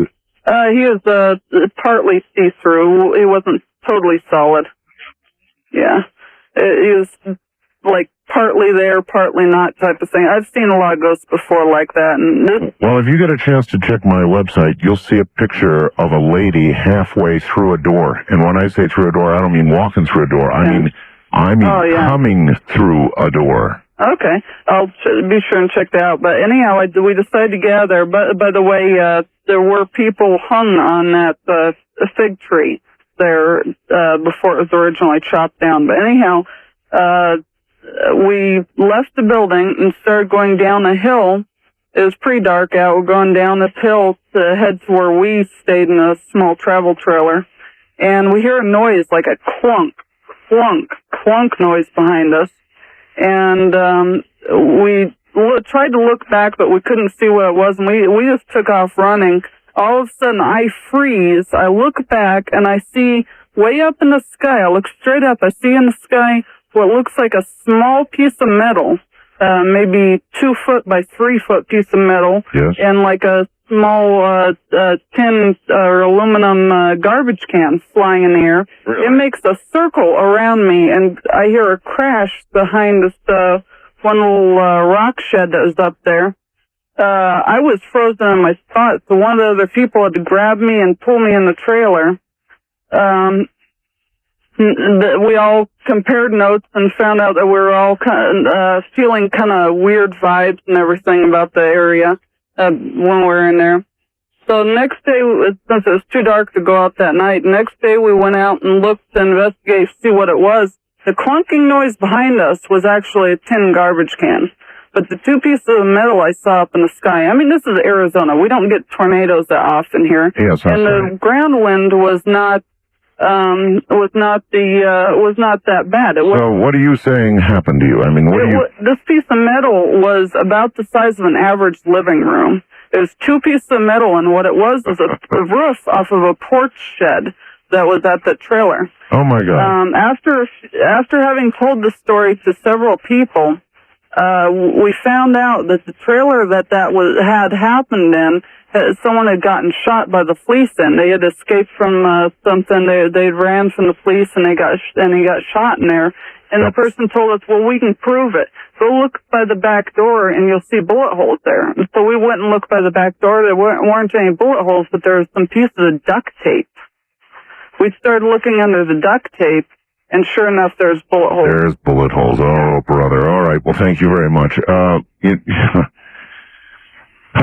You see, ghosts seem to manifest themselves most frequently from those who either die unexpectedly, die in the middle of a passionate love affair, commit suicide, hang themselves, blow their heads off, that kind of thing. Those type of deaths, violent deaths, seem to bring this sort of thing. Why, I don't know. It may be the speed of the death, but, if that was true, then you would think that most people that got hit by trucks or walked out into the middle of traffic would be ghosts as well, wouldn't you? And yet it appears to be this hand of man violent death, whether it be one's own hand or another hand, that produces the entities that stick around. So go figure. East of the Rockies, you're on the air. Hello. Hello? Hello? Yes. Yeah, hi. This is Mark from St. Louis. Hello, Mark. I was listening to your show and I heard one of the police officers call, and he had a story about he called it a demon dog. Oh, the dog-like creature, yes. Right. Okay. Well, I got a story similar to that. Only it's not a dog, but it has similarities. When I was a kid, I grew up in a family of I was the youngest of 5, and I was sharing a bedroom with my sister, who was the second youngest from me. I was the youngest, she was the next one up. Right. And so I'm going to say maybe, I don't know, 7 or 8 years old the first time I saw this thing. Yes. It's a very distinctive memory for me, and it's hard for me to even talk about it without getting the chills. I was asleep, or not quite yet asleep. I was in bed. My sister was, her bed was in the corner of the bedroom farthest from the door. My bed was closest to the door. Right. It was dark. It was nighttime. I have no idea. I'm trying to remember how late it was, but I know. Doesn't matter. Go ahead. Yeah, everybody in the house was asleep.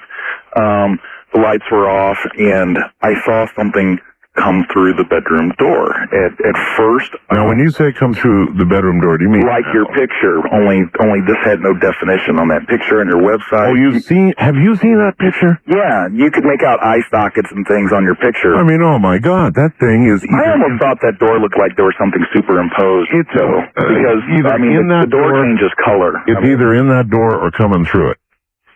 So this was similar to that. Okay, now I'm in a dark bedroom, and I don't know how I can accurately describe this, but I'll give it a shot. There's such a thing as darker than or blacker than night. Okay, Yeah, and yeah, sure there is. that's the best way for me to describe this thing, because your eyes will gradually adjust to even a dark room. That's correct. And so I thought I see something really. It was like a black void is the best way I could describe it. It was no dimensions. It was just a black void. Yep. It was about where somebody's head would be, that high up on the door. And I remember squinting my eyes and opening them again and thinking, what the heck is that? Sure. And I'm looking, and it starts coming through a little bit more. And what it was this thing's head. Okay, and it poked its head through just a little bit, and on the side of its head,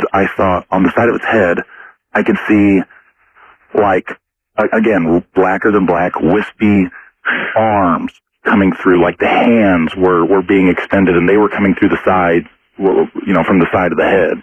And the head comes in farther, and it looks around in the room, and the whole time I'm thinking, am I seeing things? Am I imagining this? Yeah. And the more and more I look at it, I'm getting scareder and scareder, and it's taking on a form. And my sister's asleep, and I'm getting scared to death seeing this thing, and it finally comes through the door, floats through the door all the way. I could see it was smooth shaped, meaning it didn't look like it had wild hair or anything. It was completely black, but the head was round, like a mannequin's would be. Yep. And I remember seeing arms and a torso. I'm peeking through my covers. I got my covers probably like up to my nose at this point, looking at this thing. And the way I'll never forget the way it moved. It was like a burglar was, like he would move, if he was tiptoeing.